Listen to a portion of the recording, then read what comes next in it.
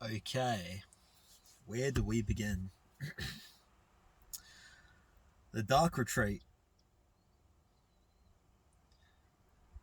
I guess the reason that this has taken me so long to get to and continues to take me so long to get to is because the Dark Retreat was much more than just being in a dark room.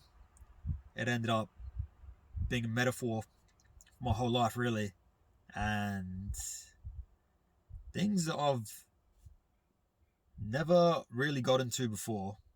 So I feel like everybody talks to someone, right? I mean, most people. Everybody talks to a family member, cousin, maybe, a friend, psychiatrist, a hypnotist, someone. Well, here I am at almost 30 years of age, and there is not one person, not a family member, not a friend, not anyone else who I've ever, ever spoken to about myself, really. So, I guess the reason would be is that, first of all, I hate repeating myself, which is why I like to do things through video, because there's no short way to tell this story. So what could be an hour, could be 2 hours, could be 3+ hours. And can you imagine if you had to tell the same thing to everybody who was interested? There's people who I met over there on the different retreats that are interested. Family wants to know, friends want to know, family friends want to know. So can you imagine how many hours worth I would have to repeat going over the same thing to everybody? Just not interested in it. Not interested in doing that. So, where do you begin? If you've watched my interesting story about how the whole trip came together, then you already know how the Dark Retreat came about. So it was initially meant to be 7 days.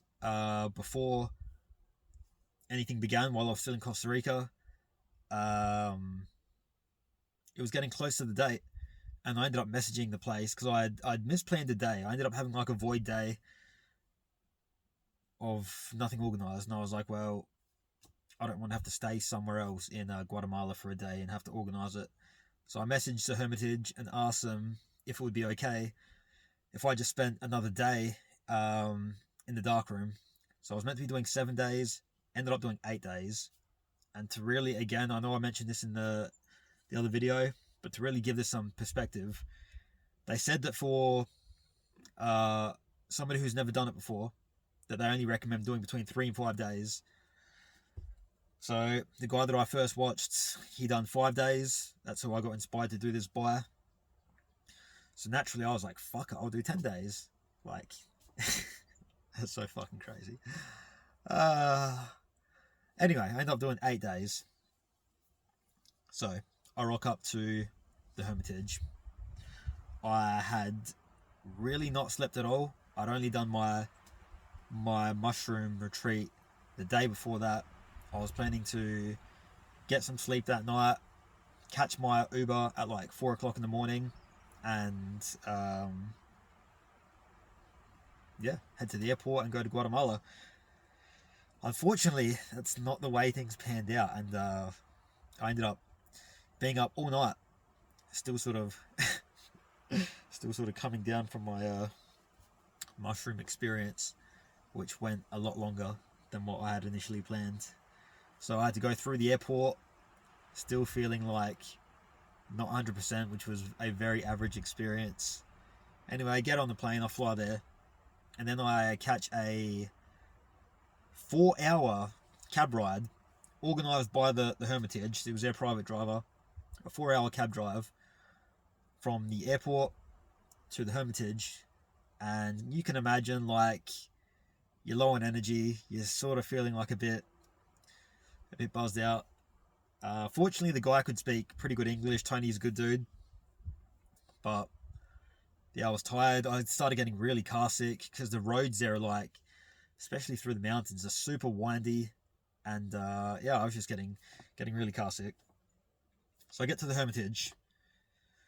First of all, like I made that first video when I got there, I was saying they make you fill out this sheet, intentions, like everything else. What do you want to get from it? Sort of like, why are you here? And at the start, it was a little bit annoying because it would seem like they were just really pushing the point of like that this needs to, like, you need to be coming here for some reason. And initially I was like, is it not possible that like somebody can just come because they're interested and it's just something they want to do? So that first video I made, I was talking about intentions, and I said something like, you know, this probably isn't what they want to hear, but this is just what it is for me. And I thought I was just going to go in there and like spend as much time as I could sleeping, just a lot of resting, sleeping, that I was just going to talk some shit and sing some songs and fuck around and waste time like that. So that's what I thought going into it. So I had 2 days when I got to the Hermitage before I went into the darkness. In that time, you're settling in, and eventually I sort of had to have a discussion, conversation, if you will, with the owner there and his, I guess you could call his sidekick, his wingman, Jeff, who's cool. I ended up working with Jeff afterwards. And honestly, I was a little thrown off by the whole, like, their presence or aura, if you will, at the start. I didn't really understand it. It was very like, what I felt was like a low energy, or just like almost like a mystical, very like somebody always has to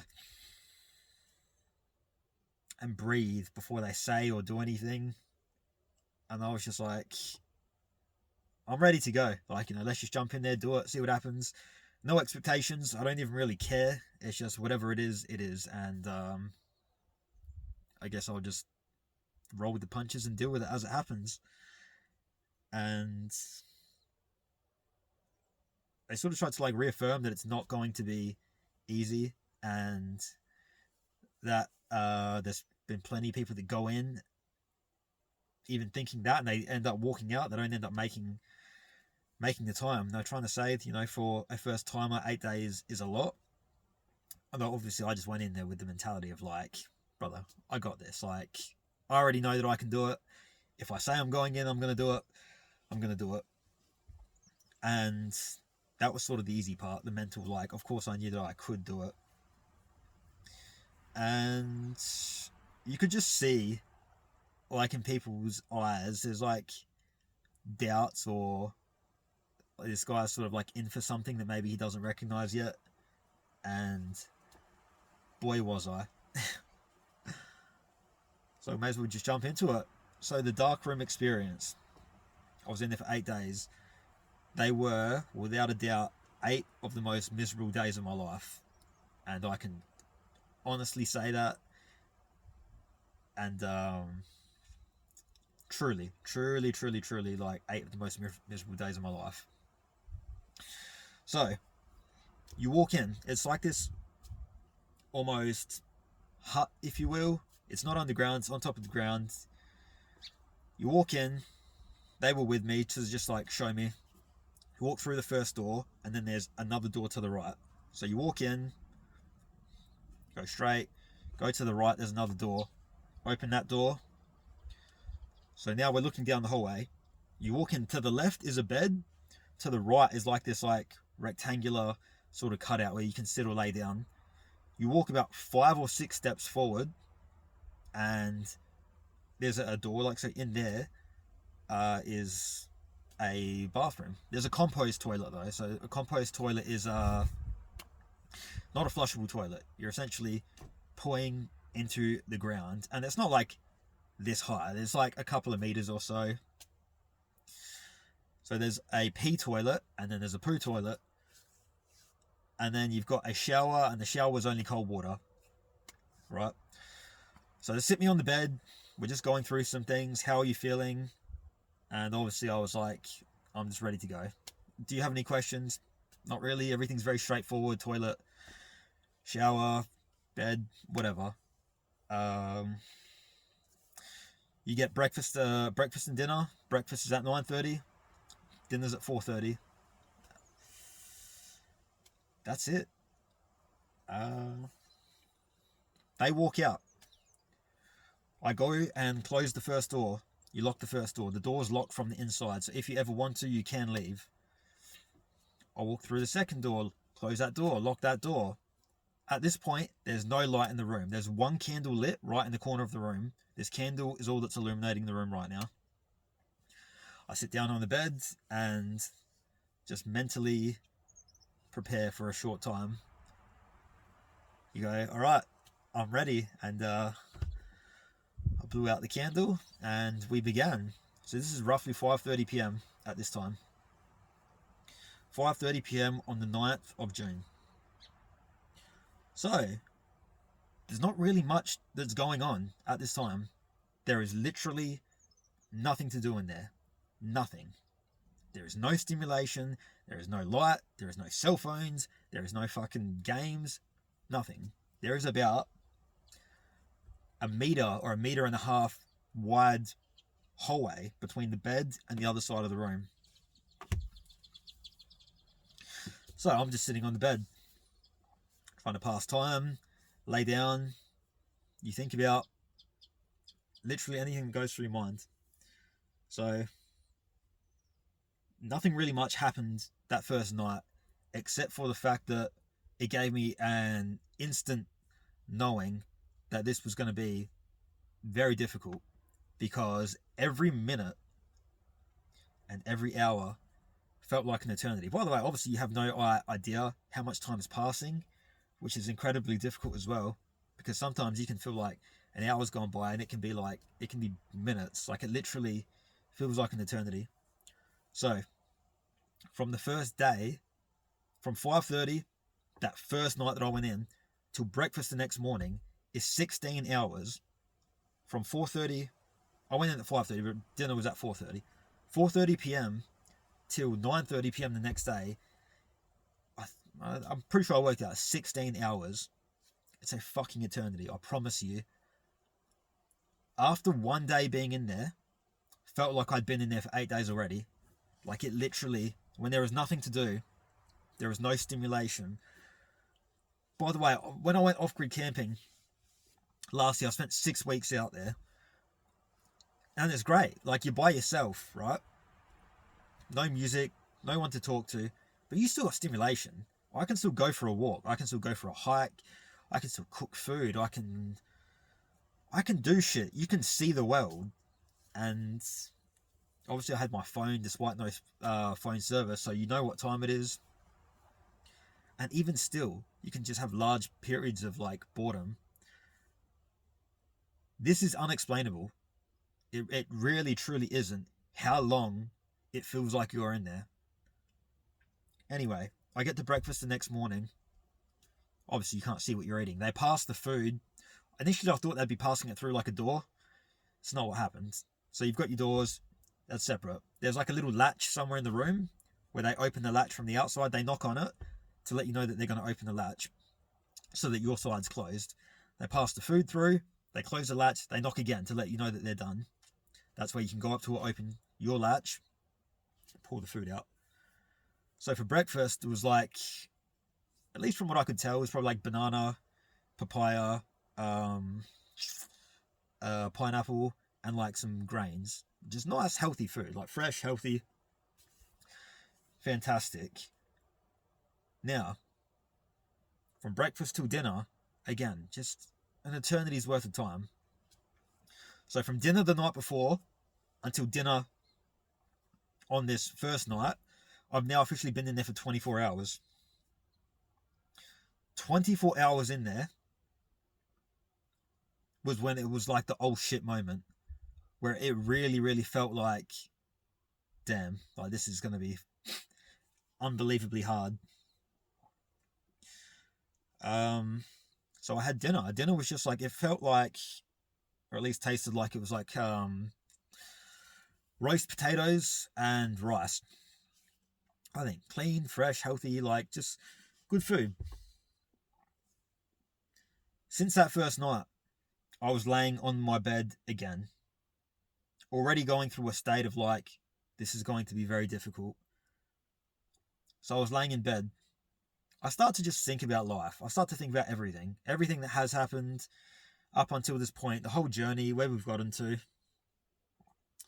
And for whatever reason, I'm laying in bed and I just start like shaking or tremoring, if you will. And it didn't feel unsafe. It felt very natural. I just couldn't stop it from happening. I wasn't going through like hot and cold flushes or anything. And before I go any deeper into this story, I want to give some perspective. I had spent roughly 2 weeks prior in Costa Rica. Never felt sick. Was eating great food the whole time. Great, healthy, just fresh, incredible foods. I get to Guatemala. The food there was absolutely unbelievable. The breakfast and dinner they were bringing every day, it was just incredible food. It felt great. I'd now been in the dark room for one full day, 24 hours. I had an incredible breakfast, had an incredible dinner. I start going through this shaking process. Now, I'd heard about shaking, or I've known about shaking for a while now. It's actually like a form of healing or detoxing. I'd never really looked into it, but I had heard about it. And I'm just going to quickly go into this now. Ever since coming back, I've looked deeper into it, and there's something called TRE, trauma releasing exercises. It's actually being taught all over the world now, even through like militaries and stuff, and that's the body's natural response. All mammalian species do this. After a stressful encounter, they do like this tremoring or like this shaking, and it actually releases the stress, the tension. So we, through society and conditioning and stuff, our bodies, we've essentially, you can never lose it, we've essentially like untaught ourselves how to naturally do it. Anyway, we'll leave that there. So this is sort of happening naturally to me in there, and I start going through this this tremoring process. I don't know what's happening, but it doesn't feel unsafe. I feel fine. I end up falling asleep sort of while this is happening. I don't know if I was asleep for 5 minutes or an hour. It wasn't long, because it didn't feel long. And then when I woke up, my head was fucking spinning. Like literally spinning. My bones were aching. My whole body felt like shit. I felt fucking terrible. So my head's spinning. My stomach feels so sick. And in hindsight, I can think now, like, and I'll get to this, but it can't be from what I ate, because I've literally been eating great food the whole time. And it's just not something that, it's not like something was off or you got food poisoning. It's just regular fruits and veggies, right? Now, the guy told me before I went in, he goes, the dark room in itself will be a detox, because you're literally detoxing from stimulation. And obviously you're going into your darkness. It's much more than just a dark room. It's like it's literally diving into everything that is within you. So anyway, I start feeling really sick. I go to get up, because it feels like I have to go to the toilet. I go to get up and my head's spinning so much that I almost fall over. So I sort of catch myself. I go to the toilet. Now, when I go to the toilet, at this point, I had incredibly like bad hemorrhoids. Now, obviously everyone has hemorrhoids, but not everyone's like pop out, right? So, while I have had hemorrhoids, I don't have as in like you wake up every day. It's sort of like a seasonal thing, even. And generally not very sore, to be honest. So I wake up and I go to the toilet, and it's bad. Like, it's literally not only fucking painful, not only do I feel sick, not only am I in pain, your bum and physically my fucking body is like, my back, my hips, just my muscles, everything was sore. And so I go to the toilet, right? Keep in mind, we're in fucking pitch black dark while this is happening. So your head's spinning, you feel sick, you're in the dark. I don't know what the fuck's happening at this point. So I go to the toilet, and literally, like, I pooed my fucking guts out. So then you wipe and whatever. By the way, obviously, I should have left it like a disclaimer. The story's going to get sort of gross, and it's important to mention that because so that you're prepared for it. And I probably should have mentioned that beforehand. So I do that. You wipe. You're in the dark. After I get off the toilet, after like seconds, I feel like I'm going to throw up. So now I've got my head over a compost toilet that you've just pooed in, which doesn't smell great, by the way. And I throw up, but it's only a little bit. Like, only a little bit comes out. And then I feel sort of like a little bit better afterwards. Now, this whole time, I'm literally just in there in my jocks. So, you take the jocks off. You're in the dark. There's not even the point really wiping because you can't see anything, right? So I just went straight to the shower. Straight to the shower. You go there. You wash your bum. There's one towel in there. One fucking towel for 8 days. Cold water. The towel's never dry. So I done that. I want to let you know now that over the next 5 to 6 days, I must have gone to the toilet at least 50 times every day. At least every half an hour, if not more.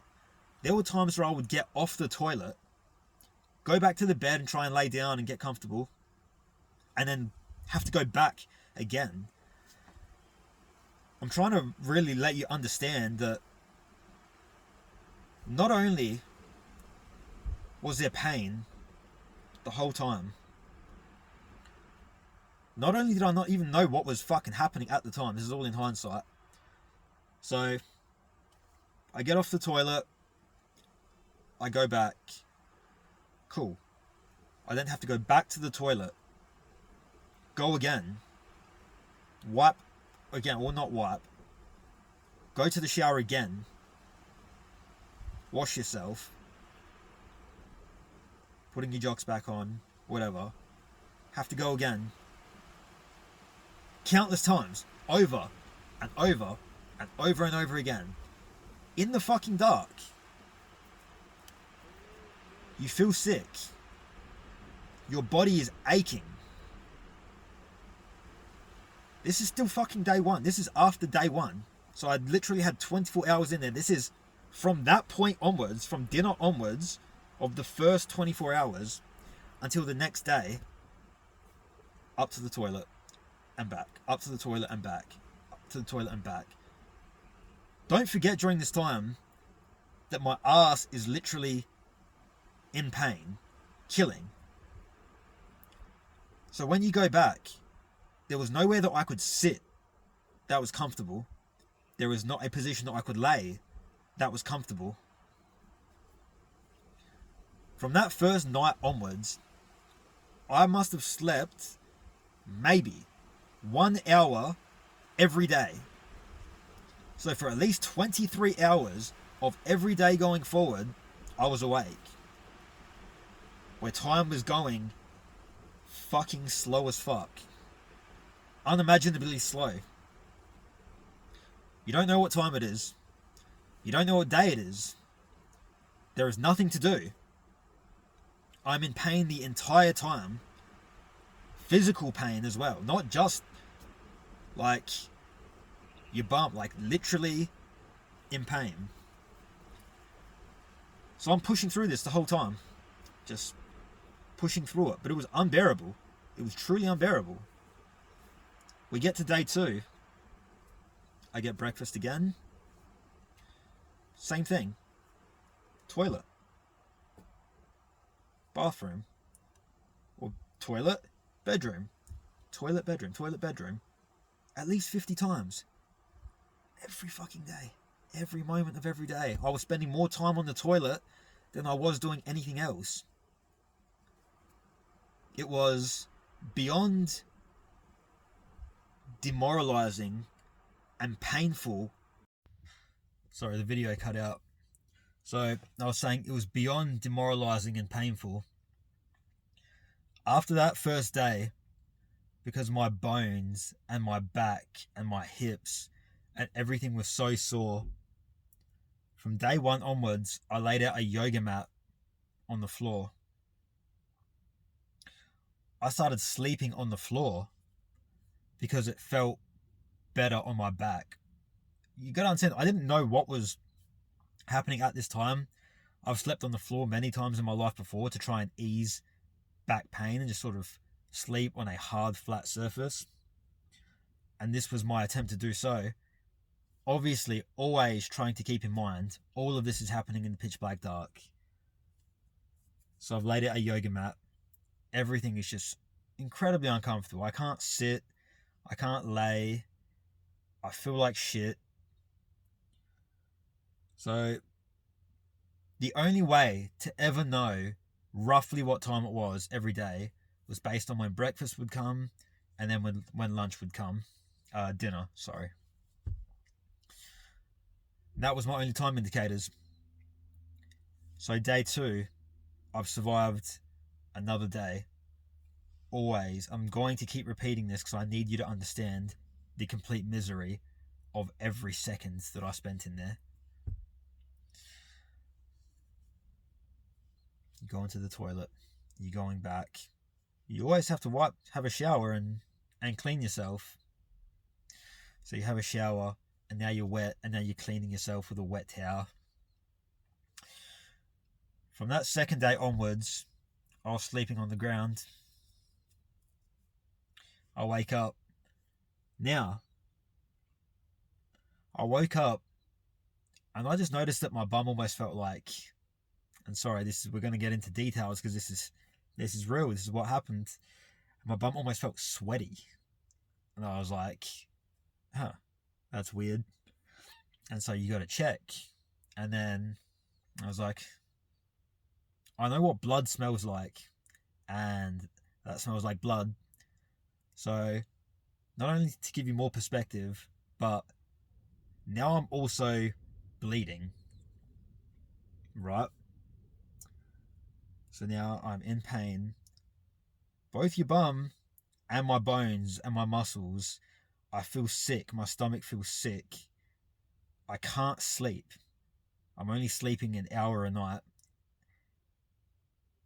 There's no way to pass time. There is nothing to do in there other than sit in my fucking misery. So we get through day 2.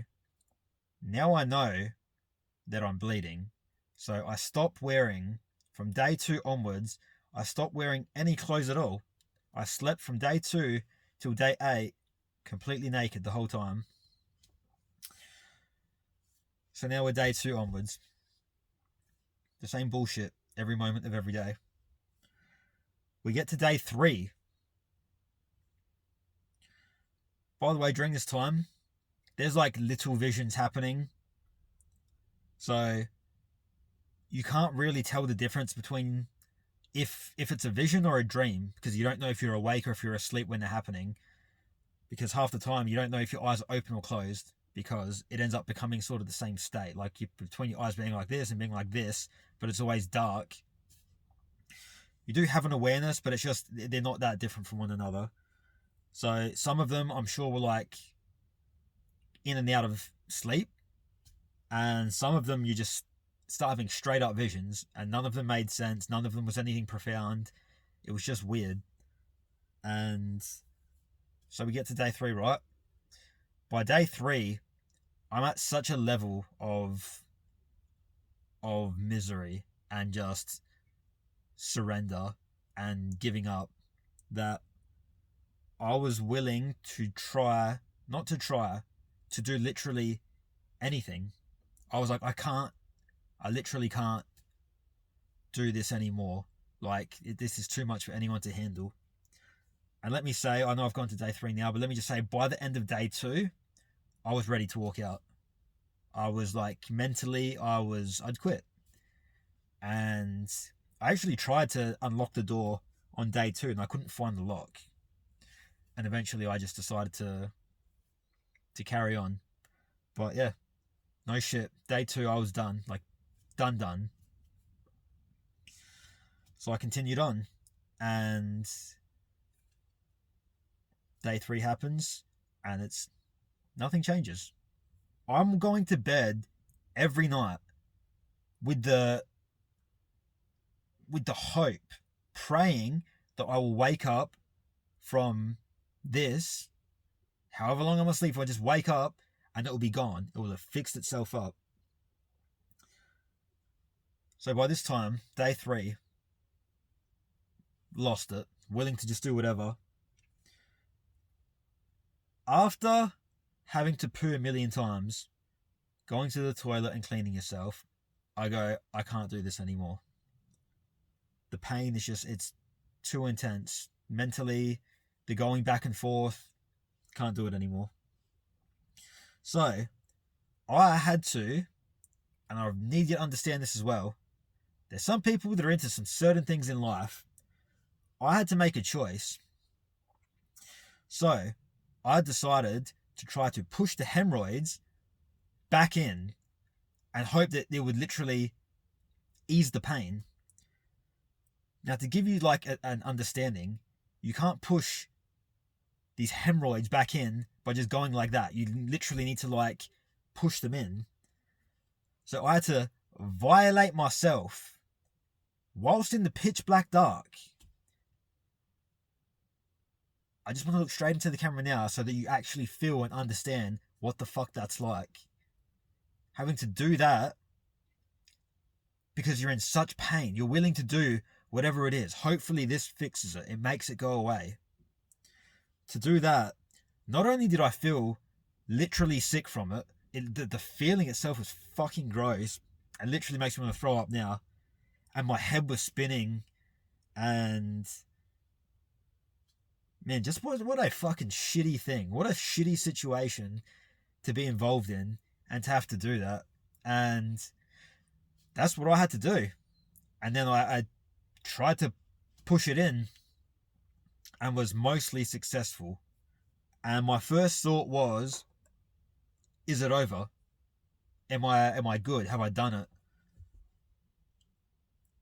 Unfortunately, the answer was no. So I was cool for a little bit. Now my ass was in pain for the other reason.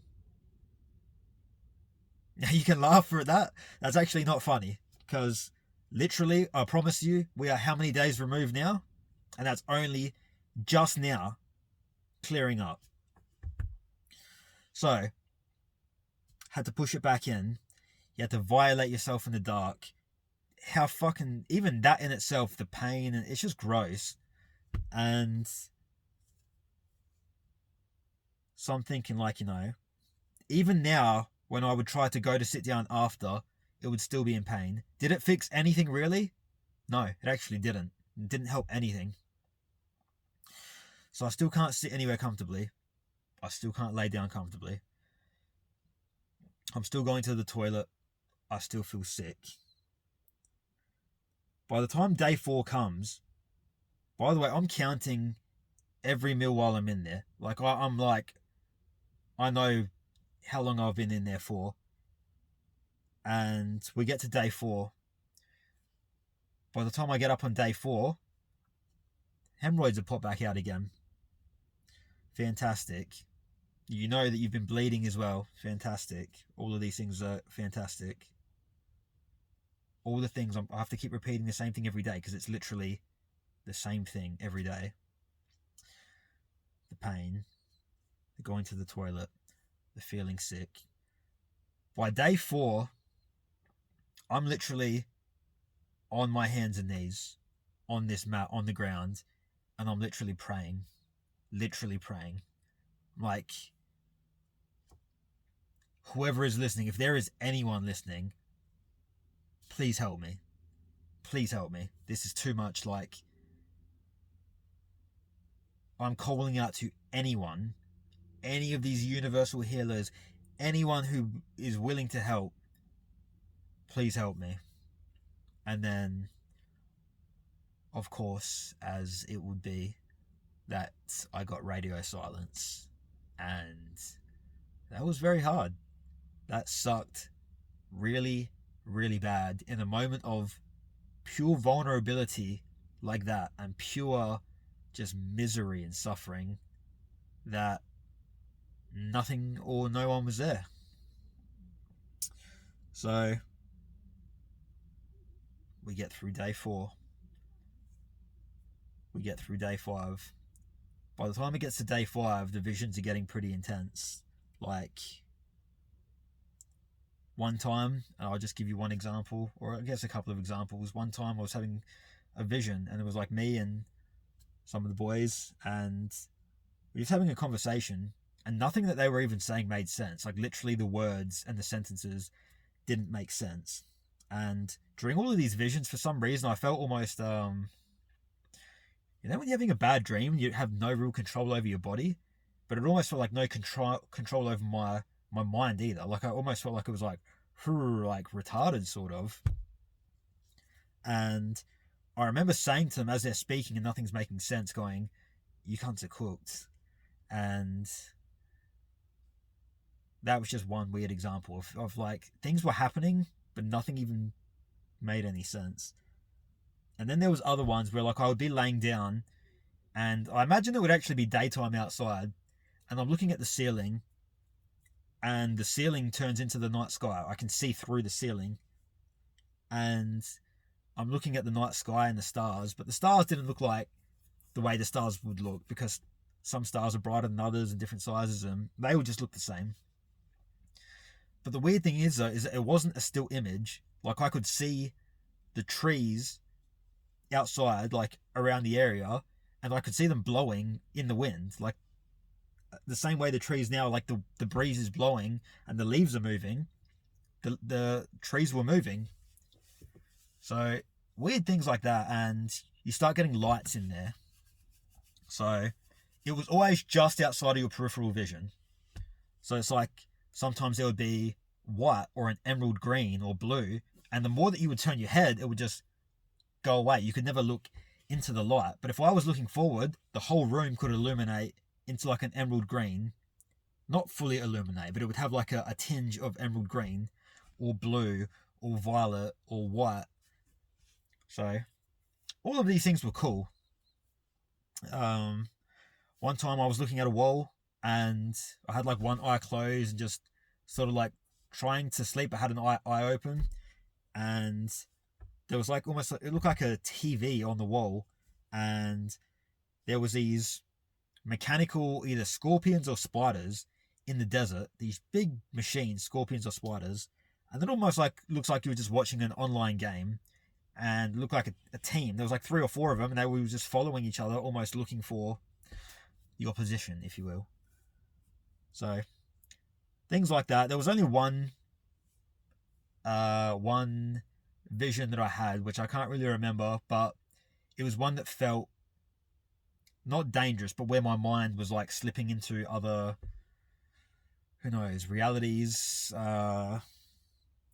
something that felt like I could have slipped away, and I had to like catch myself and be like, fuck, and bring myself back. So anyway, that's visions. So that was starting from day 5. Obviously, I'm going to keep on enforcing and bringing up the fact of how not enjoyable this entire thing was. So you're going through it, the pain, the suffering, the mental aspect, the boredom, the fucking boredom of nothing to do. All I could do the entire time was think about the pain for days on end, 23 hours at a time, with a little, whatever sleep was, whatever it even felt like. Didn't feel like sleep, and then you just get up and pain and misery and suffering. So you get to day 5, you get to day 6. Every day is pretty much the same after this. So I've explained enough of the time passing, the suffering, how not enjoyable it is. By the time it gets to day 6, things start to shift. And this is actually important, because I need people to understand that it's none of this happened by accident. Nothing ever happens by accident. The whole experience happens as a whole, and it's always trying to tell you something. It's always your body's... What I've learned, especially after this, is that the intelligence of the body has this incredible intelligence and way of showing you things, if only you have the ability to listen. and everything that happened within this room ended up being a metaphor for life, which I'll get to. But I just want to get through the actual misery of the experience itself and then sort of explain what all of it meant. So day 6, things start to ease. I'm still going to the toilet way more often than what you should.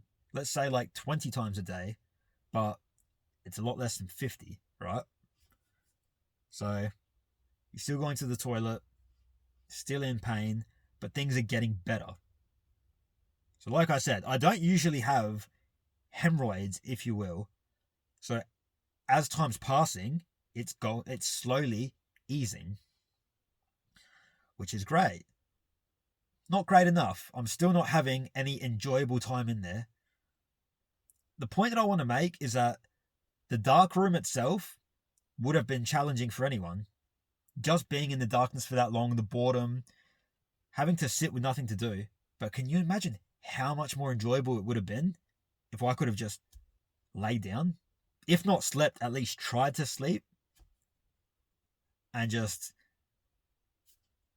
sit and just enjoy in a way. That would have been such a perfect experience, and that's just not, it's just not what I got. And it sent such a great message, but the dark room itself would have been so fucking challenging by itself. All of these added things that happened just made it like, first of all, it's sort of cool in a way because it just proves to me more of what I already knew, that I can do anything. I can absolutely conquer anything. And even when I should have broken and quit, I just still didn't. So I didn't need to be taught that again because I already know that, but I guess it's always nice to show yourself that again. Now, where was I? So we're on day 6. Things are clearing up. You have your breakfast. You have your dinner. We get to day 7. Now, by the time I got to day 7, and I know this in hindsight now, I thought it was day 8. Day 8 is when I'm supposed to get out. We're supposed to get out at sunrise. I still don't know when sunrise is. Sunrise might have been 5 o'clock, might have been 7:30. Who knows? But sunrise. So understand that I thought this was the day that I was getting out. I was like, I've counted every meal. This is it. I had mentally prepared myself that somebody was going to come and get me this morning. Really want to emphasize that. After going through what I had just gone through for days on end, I was now going, I fucking did it. Like, I did it. We're here. Please get me the fuck out of here. And I was sitting on my bed that morning, and they said that we'll give you a knock on the door. Or the night before, at dinner, we'll let you know tomorrow you're coming out. Now, I didn't get that knock, or they didn't let me know. But I thought, who knows? Maybe they'll come and get you or whatever. So I was prepared to be leaving. I ended up getting a knock, and I was like, thank God. Like, truly, thank fuck. And then nobody says anything. I was like, that's weird. And then I hear them open the latch. That latch is where you push food through. If somebody's pushing food through, it means that you're not done. When that happens, after I had just mentally prepared myself since the night before, I've only got to get through these last 24 hours. I got through it. Nobody came to get me. The devastation of that is unexplainable. And anyway, I just had to accept, at this moment I'm sort of losing my mind. I just had to accept, maybe I fucked up. Maybe. I don't think I did, because I felt like I'd just been counting everything. Maybe I fucked up. Maybe there was a day, I added a day because you become discombobulated in there. And that's the thing that I should have mentioned as well.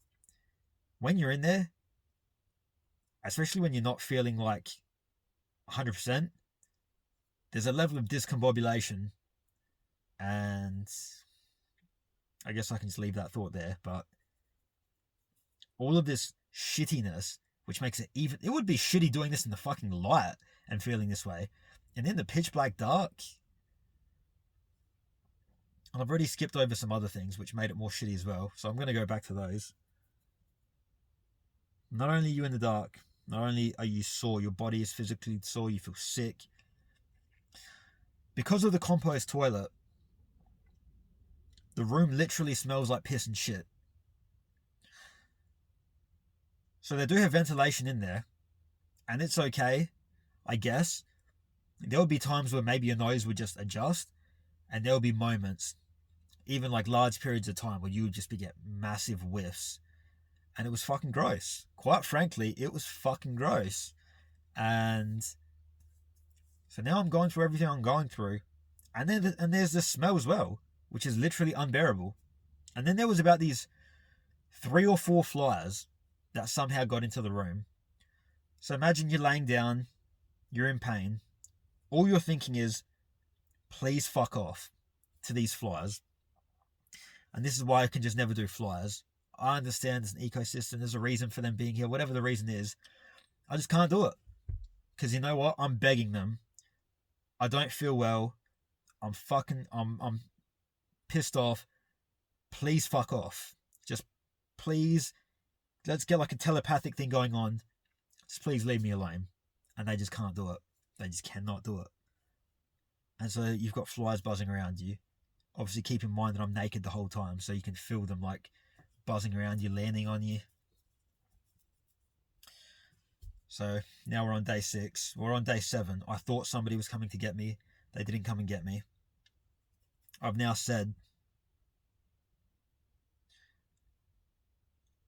had to come to the conclusion I have to go through another 24 hours again. Another 24 hours of this. And I said, after about day 4, I knew that I was going to make it. Up until day 4, I was ready to walk out on day 2. When I got to day 4, I said, I'm now halfway. Spending 4 days in there, felt like I'd spent 4 weeks in there. When I had to come to the mentally, and you're going, I now have to do this again, the entire thing over again, and feel like I was going to spend another 4 weeks in there. By the time I got to day 5, I knew I was going to make it. Because now I was over the halfway mark. And now I was just like every day. It's just 5 days. Well, 4 days left. 3 days left. 2 days left. 1 day left. So I got to the last 24 hours. Expecting someone's going to come get me at sunrise. So I'm awake the whole time. I'm awake so long that I've been awake for hours on end. I can now hear this worker outside. He's using a pick. He's working in the garden. I'm starting to think, unless this guy's working in the dark, well then the sun must be up. During this time, there's more fucking craziness going through your head. By this time, I've started thinking that through one of these visions, that I must have like warped through time or something, that something has happened because I thought I was getting out the day before. And now we're today, and there's still nothing. Like, I start having all these crazy thoughts that something must have actually, through that time, that vision, where it felt like I was almost being sucked through like a time portal and brought somewhere else. I started to think that something like that might happen. So this dude's working outside. No one's coming to get me. I start to just think logically again, like maybe he's, maybe he's got a light or something or whatever. I was like, you know what? Doesn't matter. Because sunrise might not be when he's out working. It might be in like 2 hours time. So I'm sitting there. Eventually I get a knock. I yell out, hello. Nobody says anything. I yell out, hello. Nobody says anything. I hear that fucking latch open. Push another mill through. Now I've lost my mind. Close the latch. At this point, I'm done. I'm like beyond done. You don't even understand the level of done. I thought I was getting out the day before. Didn't happen. I could come to the conclusion maybe I fucked up a day because whatever can happen. But the rest of it I got 100% right. I was definitely no more than a day behind because I counted every mill. I knew exactly how far along we were. Now another mill's been brought. So I've gone, it's just not possible. It's just not possible. I said, that's it. Walk up to the door. Unlock the door. Bust through the door. Unlock the other door. Bust through the door. Now to really understand this, when you come out of the darkness, and you've been in the darkness for a certain period of time, you're supposed to take your time back into the light. Like literally your eyes are going to be weird. Things are going to look very bright and intense. You normally need help. People will hold you and help you out of the light. I bust through this fucking door. I see the woman just walking down the stairs that's dropped off the food. I start storming down the stairs. Everything looks super bright and intense. By the time I get down there to where she is, she's with the owner of the Hermitage. His name's Severin. I walk straight up to him and he was like, "Oh, you're out." And I was like, "Yeah." I was like, I don't think I swore, but I was like, "What the fuck's going on, man?" I was like, "Why didn't anyone come to get me?" And he said something about like coming out tomorrow or something. And I said to him, "What's the date today?" And he goes, "The 18th. And I was like, "Yeah, the 18th. Like, that's when I'm getting out." I've got the fucking messages. Even now, I've got the messages on my phone that I organised with them. You go in on the 19th, up to the 17th, you come out sunrise on the 18th. That to me is what I had mentally prepared for because that's what I paid for. That's what I organised. They, for whatever reason, had me down coming out on the 19th. Now, that's actually right. When you put it into perspective, and I've gone back and done this now, from the 9th of June up until the 19th is 8 full days. But for whatever reason, when I organised it with this woman through WhatsApp, she had it down as the 18th. So to me, if I had organised the 19th, mentally I already know 19th is when I get out. But it got to the 18th, and I was like, I fucking know it's the 18th. And basically, when I went out there, I was in a rage. I was not happy. And the reason I was like, I'm not angry at you, but it's like, do you understand? Do you think it's fucking fun in there? Like, do you think to spend another 24 hours in there, there's not a fucking chance. When I left that room, was me at breaking point. Like, I had stayed in there for as long as I possibly could. And that's it. I'd done the time that I said I was going to do. And I couldn't spend a second longer in there. And I was so angry. Because it's just like, mainly because I was just like, what the fuck is going on here? Like, I know this is the day that I organised to come out. And I already had heartbreak from the first time I thought I was going to get out and no one came. And then for the same thing to happen 2 days in a row, after I mentally prepared myself again, just killed me. So, now we get to get into, that's my darkroom experience of misery. So, there you go. Now we can get into, what did it all mean? What was the reason for all that suffering in the darkness? I don't want to skip anything, which is why I'm trying to like just think. And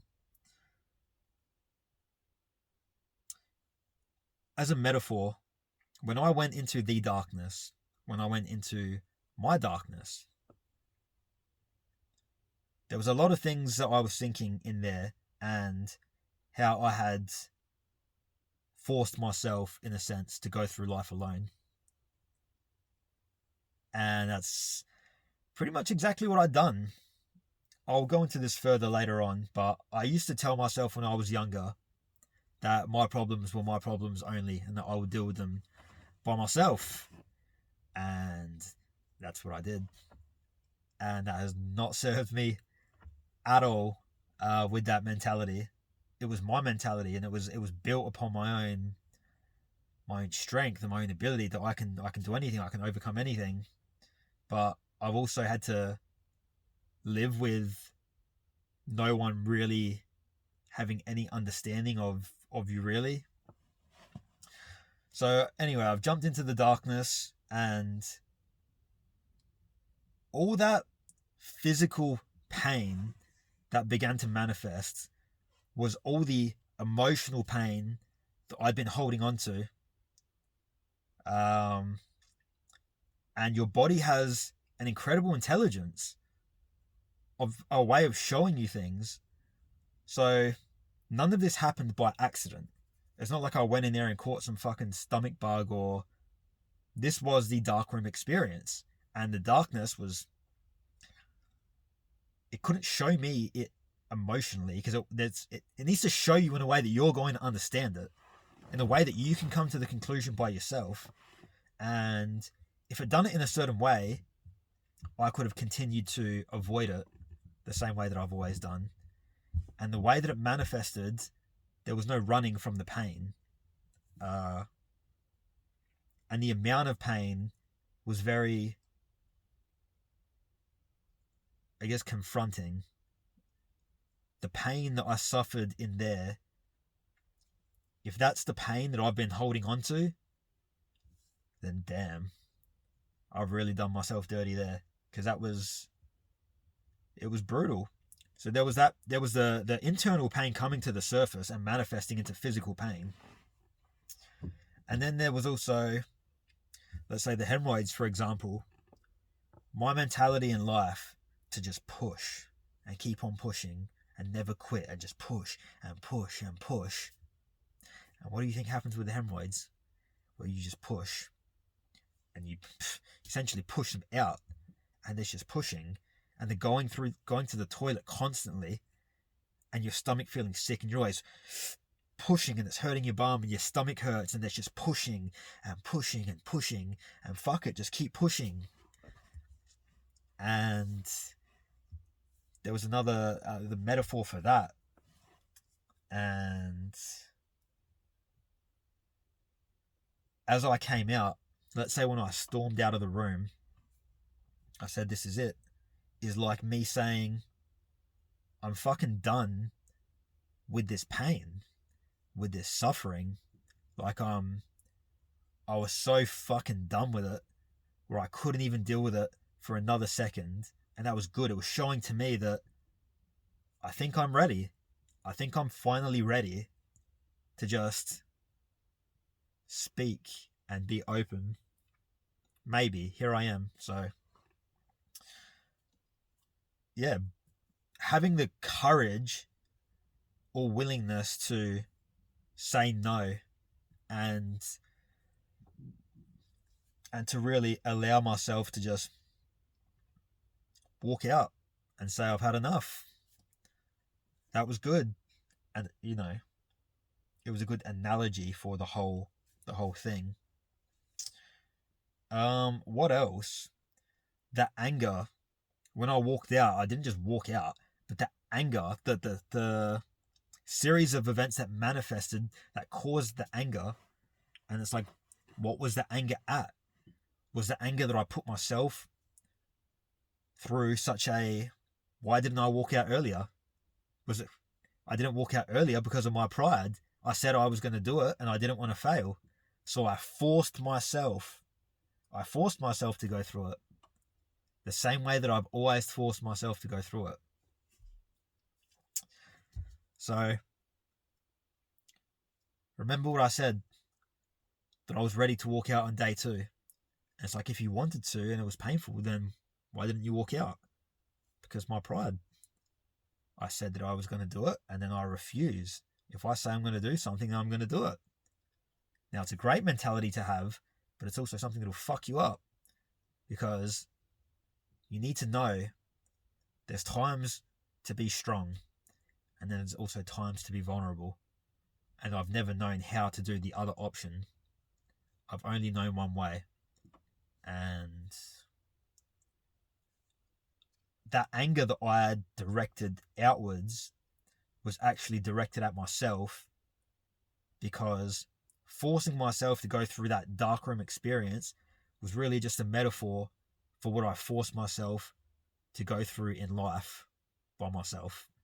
And instead of just being vulnerable when I needed to be, it was just, fuck it, just push, keep pushing, don't quit. And so here we are. So after that, I sat with Severin and Jeff, the two guys. Severin and Jeff were able to,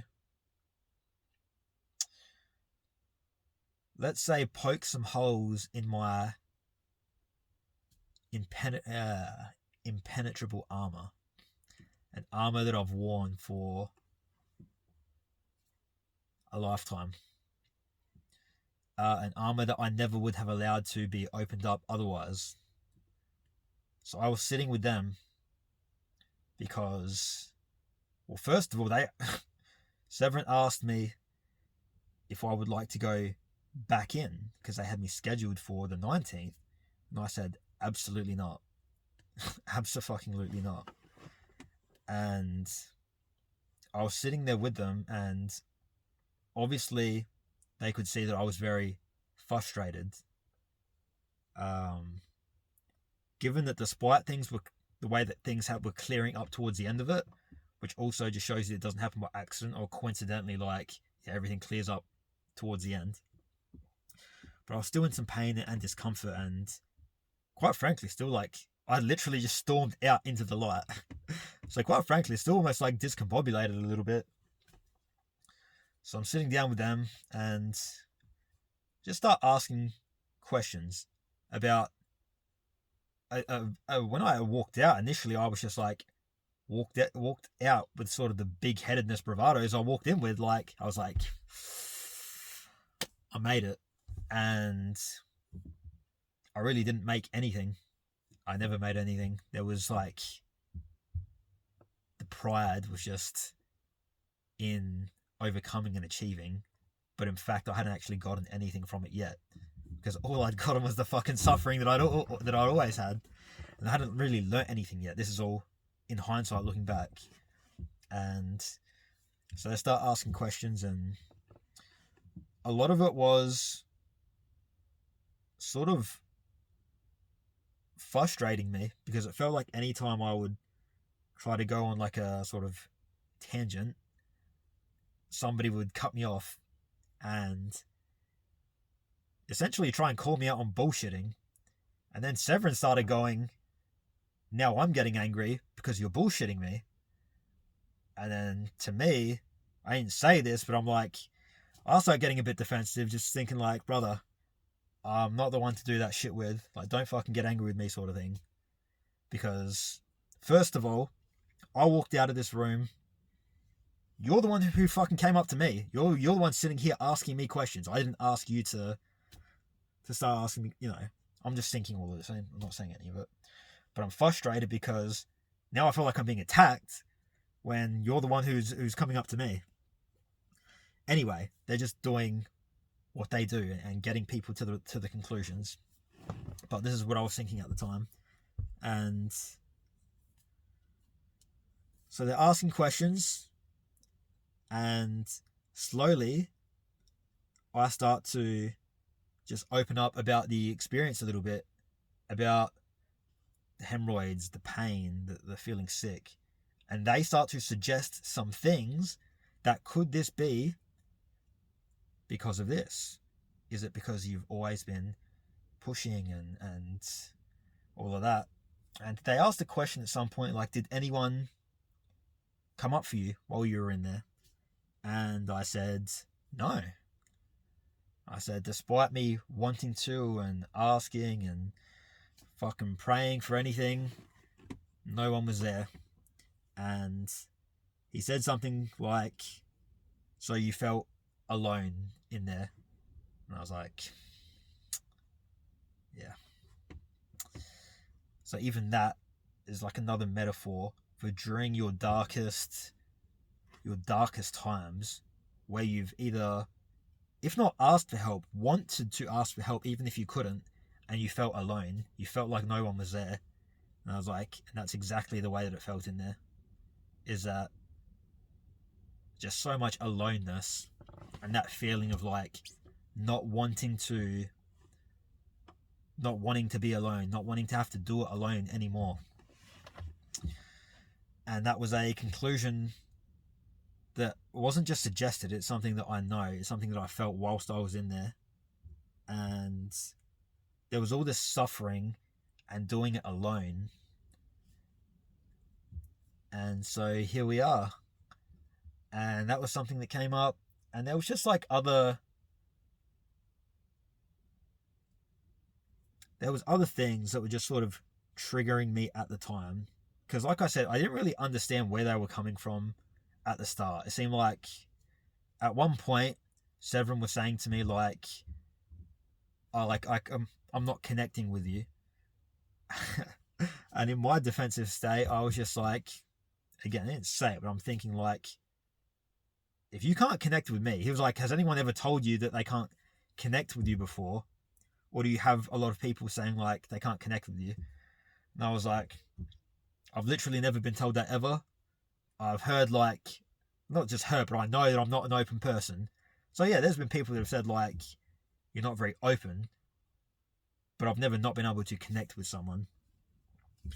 So now you're saying you can't connect with me, and I'm thinking, if you can't connect with me, that's your problem, not mine. Again, you're the one here trying to do whatever you're doing. It's not like I came to you. So if you can't connect, well, fuck off then. Anyway, this is what's happening at the time. And they end up getting me to open up about certain things of the past. And I said to them at the time, I was like, do you even realize what's happened here? Like, do you understand that you two people, complete strangers really, are the first two people on this planet that actually know something about me? And I was like, huh, it's very interesting. It's not something that without this experience, it's not something that I would have opened up about, I don't think. Because I guess as I get deeper into it, you just understand that it just hasn't. This isn't something I've done before. And when you've never done it, it gets increasingly harder. It doesn't make it easier. The more you do it, the easier it gets. So for me, and this entire story, I don't know how to do this. Right? So over these past however many years and sharing, and I'm trying to learn. So even the whole, I don't know how long this has been going for now, well over an hour, I'm sure. This is a process for me. I'm learning how to be open and share. So you're asking me questions. I'm coming to conclusions by myself, and I appreciate this about them, is that they never said this, but they work with a philosophy that I resonate with. And like I said, they didn't say it, but I could feel it. That the only thing better than being able to help someone else heal is to show them that they've had the ability to do it themselves the whole time. So neither of them ever claimed to be doing anything. Obviously, they're using certain techniques that are helping you come to certain conclusions, but you're doing it all by yourself. All they're doing is talking to you, and I appreciate that no one ever claims that like we're doing anything. So after this first day. I come out of the darkness. I've essentially opened myself up to two people who I didn't even know. I haven't even known really for more than 2 days. I've now literally cried in front of these two people that I don't even really know. Now that's a weird thing to say, because I've allowed myself to be vulnerable in front of myself. Allowing myself to be vulnerable in front of other people is just not something that I had done. Like even doing it on a video and other people seeing it isn't the same as actually looking someone in the eye and they're looking at you and they're getting you to a conclusion, and like you're having epiphanies and realizations, and eventually you almost just break in a way. And that was interesting. So to open up like that in front of other people was, I guess you could say it was cool. And yeah, I said to them, these are the first two people ever that really know anything. So I stayed at the Hermitage for 3 days. I got out on the 18th, the 19th, 20th, and then I left on the 21st. Over the next 2 days, I started to write my story, if you will, from the earliest time that I can remember to where everything began, things that I used to think and feel. Basically, I wrote 20 pages of stuff over a 2-day period, and there's always heaps more that you can add to it later. New things that you think of, new things that were said, and so I've got my book here for you, and I will share it. So, to those who may or may not know, we are going to get into this now. First of all, I want to start by saying that anything that is said during this is not the way that I currently feel, obviously.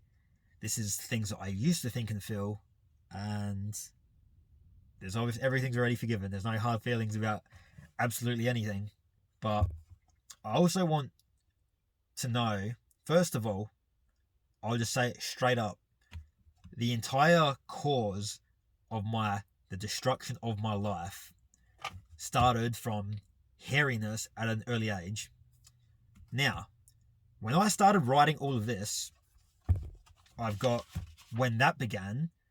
But what's weird is that it was actually a lot easier to write about that after already truly forgiving everything. And it was a lot less emotional than writing about the stage of football in my life and the way that it affected that. So the reason I bring that up is because I want people to truly understand how much that actually meant to me and how much losing that meant to me. So, yeah. All right. So the beginning, I'm talking about footy, how it all began. So how I got into football, we all started playing sports at roughly this age, all 3 kids. My sister, my brother and I, all roughly around the age of 8. My parents asked what sport I wanted to play, and I said soccer because my brother played soccer. My brother got upset saying that I always copy him, and he was right. So I decided that I would play football. The best decision of my life. I started playing football at the age of 8. It was my love, my passion, my drive. It filled my competitive spirit with joy. It came before everything. I was going to be in the AFL one day, and there was nothing that could stop me. To be able to give your all to something and be very good at it was an incredibly fulfilling feeling. Despite being hugely introverted since I was little, My confidence in my own ability was limitless. So, the next thing is losing myself to hairiness at roughly age 11. Then, not being able to accept myself.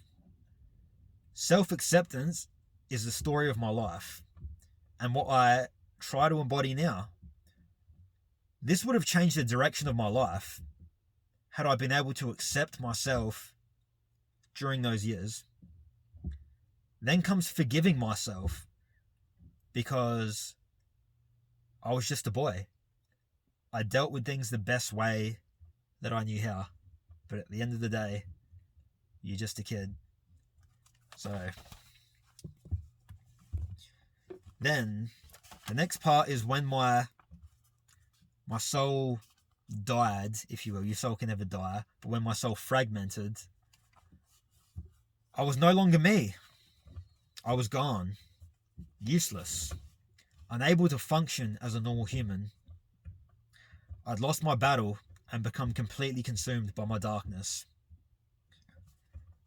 There was the feeling of letting everyone down, which is very, very hard to deal with when you feel that at the time, that you've truly let people down. I felt like I'd let my team down, that I'd let my coach down, that I'd let my parents and grandparents who had to waste their time coming to watch me, that I'd let them down. My raging fire had burnt out. My depression had stolen everything that I ever loved. I had, as I said during this time, this was literally everything to me. My entire life was football. That's how much I loved doing it. Competing, the team, the friends, the training. It just had satisfied this nature of me. And through this journey of losing myself, I essentially lost everything. Everything that I embody, everything that is me. Your competitive spirit, your confidence, just all of it. And in a very short period of time, which I'll get to, it all disappeared.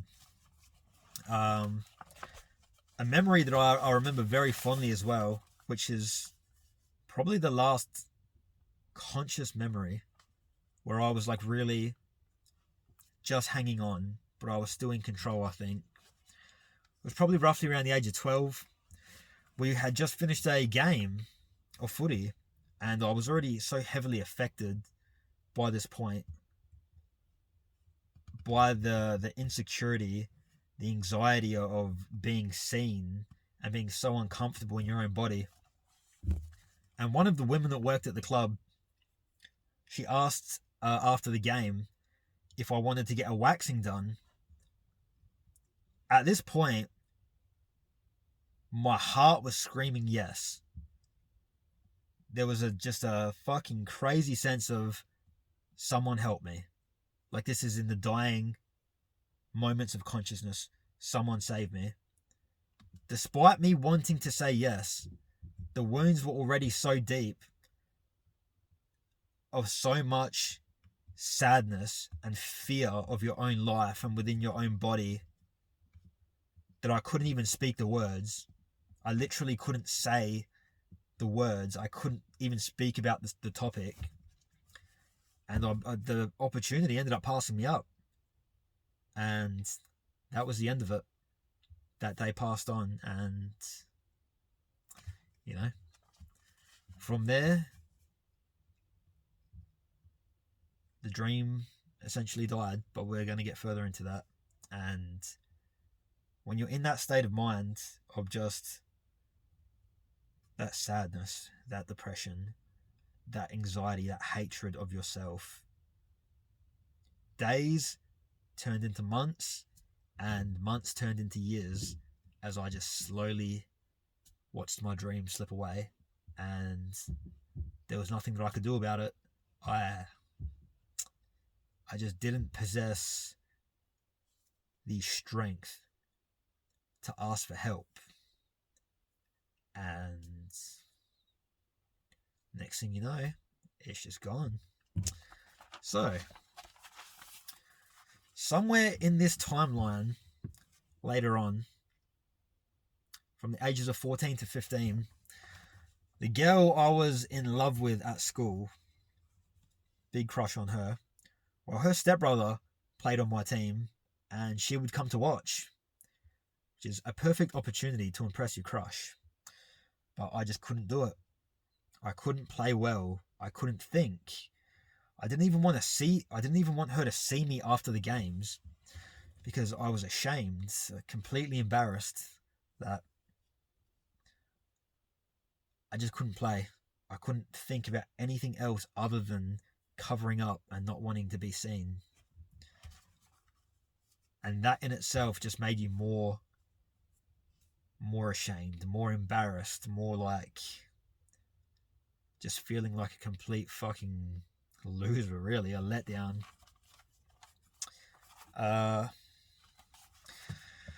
During these years, I remember my mum and my nonna telling me about being a nice hairy man. Like, oh, don't worry about it, just, this is what men look like.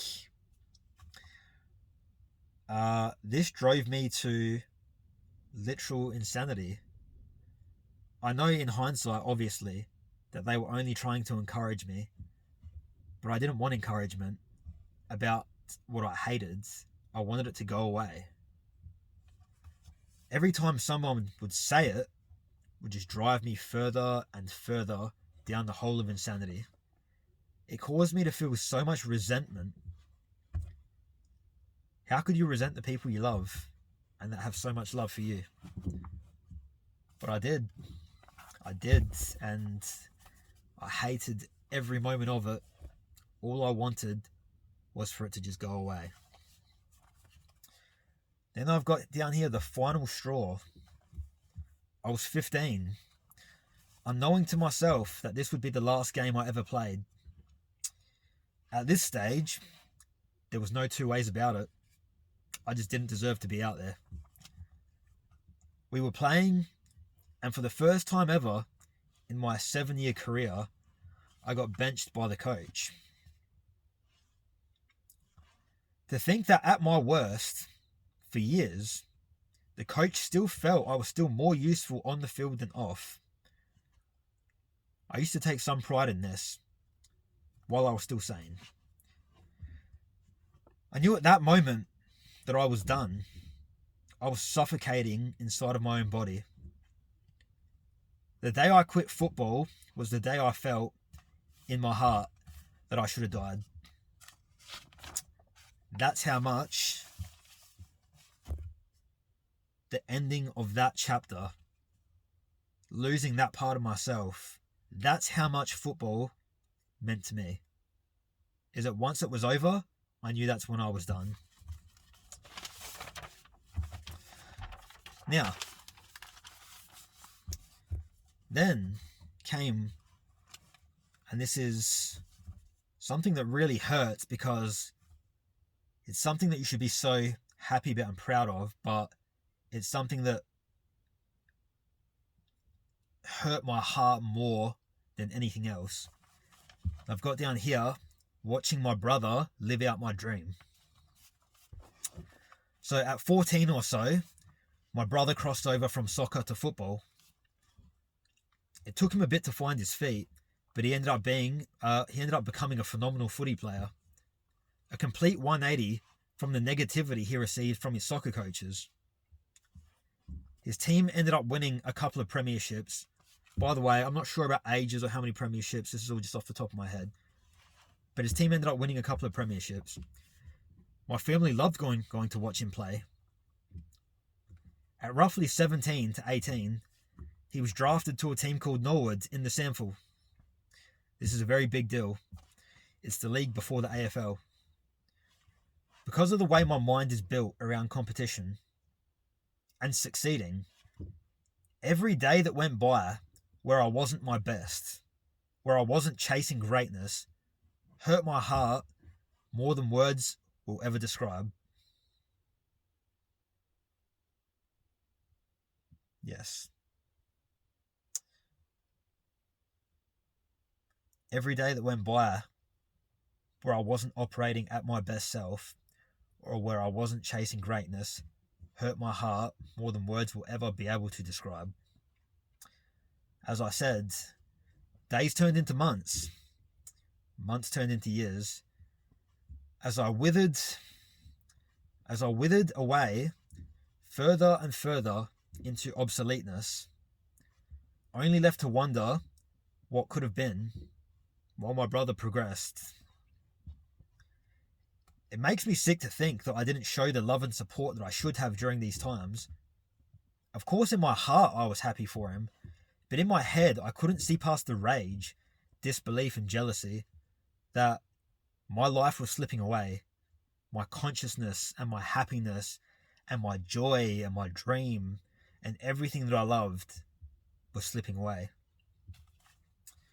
So, a year or so later, my brother tore all the crucial ligaments in his knee during a local game. This put an end to his football career. Until this day, I still don't know if I unconsciously manifested this event. That if I couldn't have this dream, then neither of us could. The thought of that actually makes me sick. Because I don't know. Was I so unhappy? Was I so angry? Was I so... all the negative emotions that come with it. Did I somehow manifest that event? Who knows? You're only left to wonder. So, that's my footy career. Yeah, that's a very important part to mention. That was the hardest part to write about. The part that had the most tears. The part where I felt like that was truly my dream.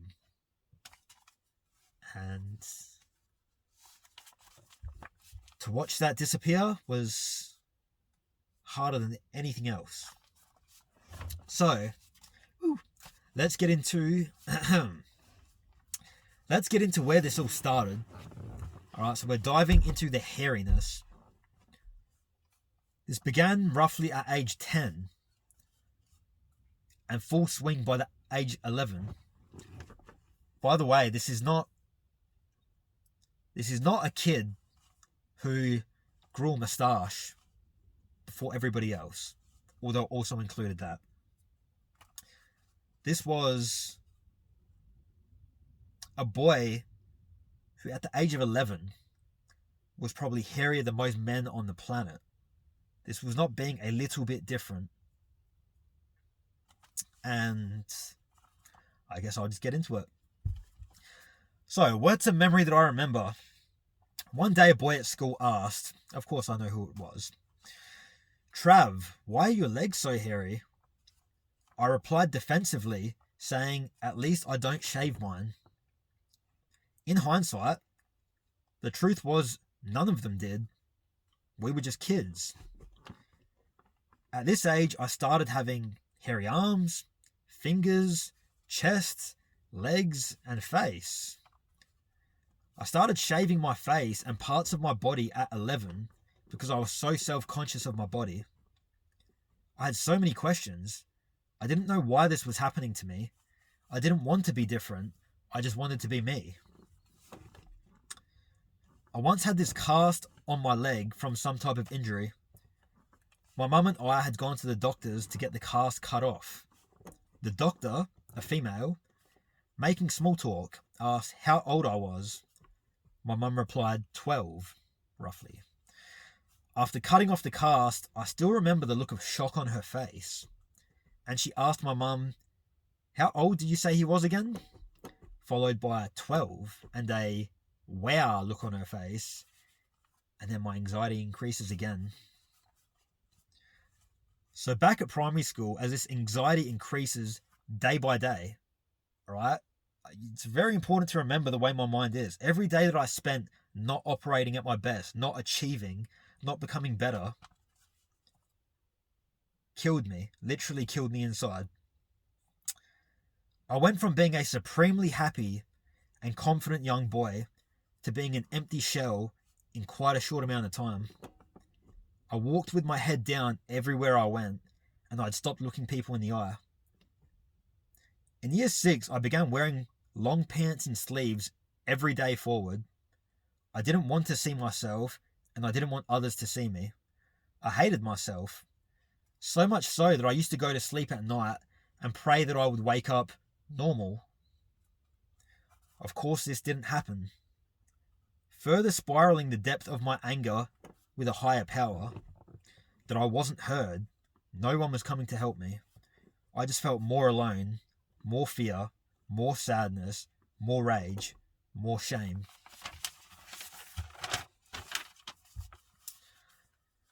Sports and athletics was my entire life up until that point, and I was a good student, but that all changed. PE was my favourite thing. It's when the kids got to get out, run, play, and have fun. Nobody wants to be doing high energy activities in long pants and a jumper, especially not on hot days. I ended up growing to hate even the things I loved. I remember one sports day in year 7, we had a running race. My cup of tea. Respectively to the other runners, but I should have smoked them. I placed dead last. My fast twitch muscle fibers were cooked. My mind was gone. My competitive fire was gone. I just simply didn't have it anymore. Again, to really I just want to really hammer it home, because the only way to understand somebody's traumas is to understand their mind. I need somebody to understand the mind, my love for the competition, my fire, my love of just being fucking good at something. And in that specific scenario, where there was other runners, and again, respectively to these people, but I was just that fucking good. I was a crazy boy, and being great at something was something that I had at a young age. And to place dead last in a race that I should have not that long ago, just a couple of years ago, and it was gone. Anyway, now to high school, a chance for me to start fresh. I came with a new confidence, had a new haircut, which lasted about all of a day or so before someone made the first comment that would send me back into the hole for the rest of my high school days. So that day I had worn shorter sleeves. Somebody's never bullying. No one could ever bully me. You could never try. But somebody just made a comment. That's all it took for me to end up back in that same hole of anxiety and somebody looking at you and you being different and judgment. And I truly plummeted bad in high school. I didn't pass a grade after year 8, getting a couple of C's, D's, and E's. I just couldn't focus on anything other than my insecurities. I was in year 8 when my dad passed away. Just when it felt like the world had nothing more to take from me, I fell further down the bottomless pit. Strange memory. When you felt like there was no lower to get. I had no lower. There was nothing more. And then for that to happen, my friend and I had stayed up all night playing an online game called RuneScape. It was roughly 4 o'clock in the morning, and we decided to go to sleep. We decided to sleep in the outside room of the house that night. Before going to bed, I walked in the other room. I kissed Dad goodnight and told him I loved him. I was the last one to see him alive. The next thing I remember is my mum waking me up at roughly 7 a.m. She worked night shifts, telling me that Dad had died. I'd only been asleep a couple of hours. I thought I was dreaming. She let me go to sleep for a short while before waking me up again. I walk inside to a house full of people. Still dazed, I walked straight to my room. My brother and I still slept in the same room at that point. He walks in shortly after crying and says, "Dad's dead." Before he could finish his words, I said, "I know," and hugged him as we both cried. To see a cold, lifeless body at that age, your father, your protector, to hold his hands and say your final goodbyes while thinking nothing other than come back, is a heartbreaking thought in general, let alone for a broken, dejected, embarrassed, self-conscious, angry, resentful, shameful little boy. There's two parts to this sadness for me. The first being the obvious loss of a guardian. The second being that by the time my dad passed away, I was already so fucked in my own head that even nearly 16 years later, I still don't know if I've truly processed his death. I mean, I cried. I cried a lot. More than anyone, maybe. But was all of that reactionary to his passing and not actually processing how that affected me and my life going forward? I used to have dreams after Dad's passing. Dreams so real that I would wake up not knowing which reality I was in. Like there was a parallel reality where he'd never left us and we were a whole family.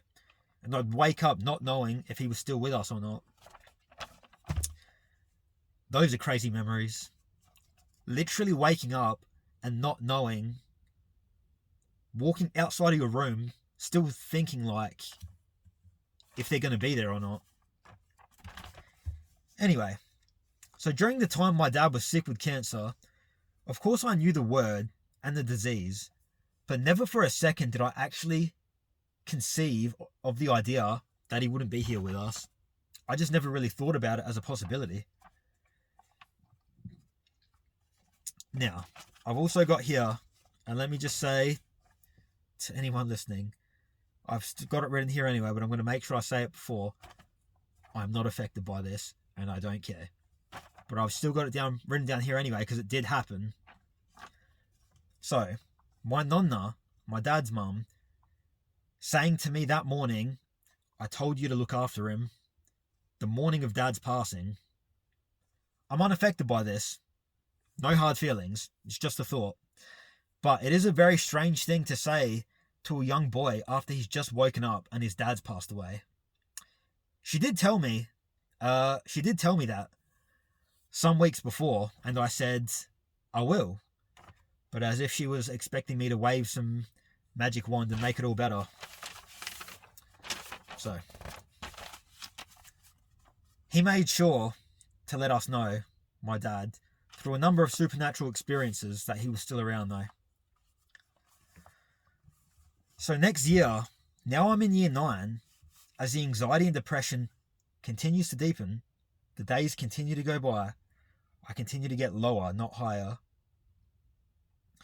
Remember the way my mind is built. Every day that went by without me operating on my optimal was absolutely catastrophic to my being. So in year 9, I get my first real girlfriend. She was the year below, and somehow was one of the best looking girls in the year. I can say that. Her friends came up to me at lunch. One day and said they think me and her should go for a walk together in the holes. And it pretty much started from there. I will explain the intricacies later under sexuality, because it's very important. Basically, 6 months later, she broke up with me. I can't even be mad at it, and I wasn't. I had nothing to offer. I was a very disturbed young boy. In fact, all I could offer was probably my sexual passion, but my anxiety and depression took that from me too, affecting sexual performance to severe levels and left me further questioning what was wrong with me and why this was happening to me. Somewhere during this time, year 9, my cat Sylvester ran away or passed away. My dad and I were driving together one day and we stopped past his friend's house who had kittens. Lo and behold, we left his house that day with a kitten. I was in year 5 or 6 at the time. To the surprise of our family, when we got home, we now had a kitten. For a boy that was in the state I was in, having a pet was very useful. All he had to do was just be there. He grew up as a non-desexed male, and he was pretty feral. Till this day, I've still never shed more blood to anyone or anything other than that cat. But I still loved him because he was mine. And my dad loved him too. After my dad passed away, my cat became even more important to me. Due to being a street pimp, my cat would often get into fights, resulting in him having to go to the vet. One time upon going there, we were told he had feline AIDS. Anyway, so just as it felt like I couldn't get any lower, life just kept kicking me down and took my cat, my friend, my buddy. I would cry myself to sleep for the next few nights, praying for my cat to come home. But, as it would be, my prayers fell on deaf ears. My cat was gone. I continued to fragment more. By the way, since the age of 12 or so, I know we've gone into roughly the age of 15 now, by the age of 12 or so, I'd fallen into a complete state of unconsciousness. My awareness was being fully operated by my fight or flight, which means that every decision in every passing moment was made from a defensive, how to protect myself from further trauma because I felt unsafe in the world mentality. Alright, so no decision was made from joy, from happiness, from how to achieve, how to do anything positive. Every decision that I made was made to protect myself, how to shell up, how to protect myself from other people, from the world. So during this time, Mum and Dad's friends would come over often and find me where I would always be, behind the computer. Even just a comment would trigger my anxiety, making me more insane. I want to make this clear as well. I didn't have to go to a doctor and get a giant fucking red stamp on my head to know that I was insane. I did not think normal thoughts. I did not think healthy thoughts. I didn't think anything positive. Everything during those times was negative. Sometimes during the hotter days, they would say things like, "Can you take that jumper off? You're making me hot just looking at you." Or, "Aren't you fucking hot in that jumper?" Every comment chipped more and more away of me, but there was nothing left to take. Me, the real me, was already long gone, imprisoned in my own mind. My rage would spike. "No, dum-dum, I'm freezing fucking cold on a 40-degree day in a jumper and long pants. What do you think?" Of course I never expressed this, just internalized rage. It's also important to note how much the online game RuneScape played a role in my life during all these years. Anytime I wasn't at school, you could find me behind the computer in the same spot every day for as many hours as possible. This was my safe space away from the real world where I could be myself without being judged.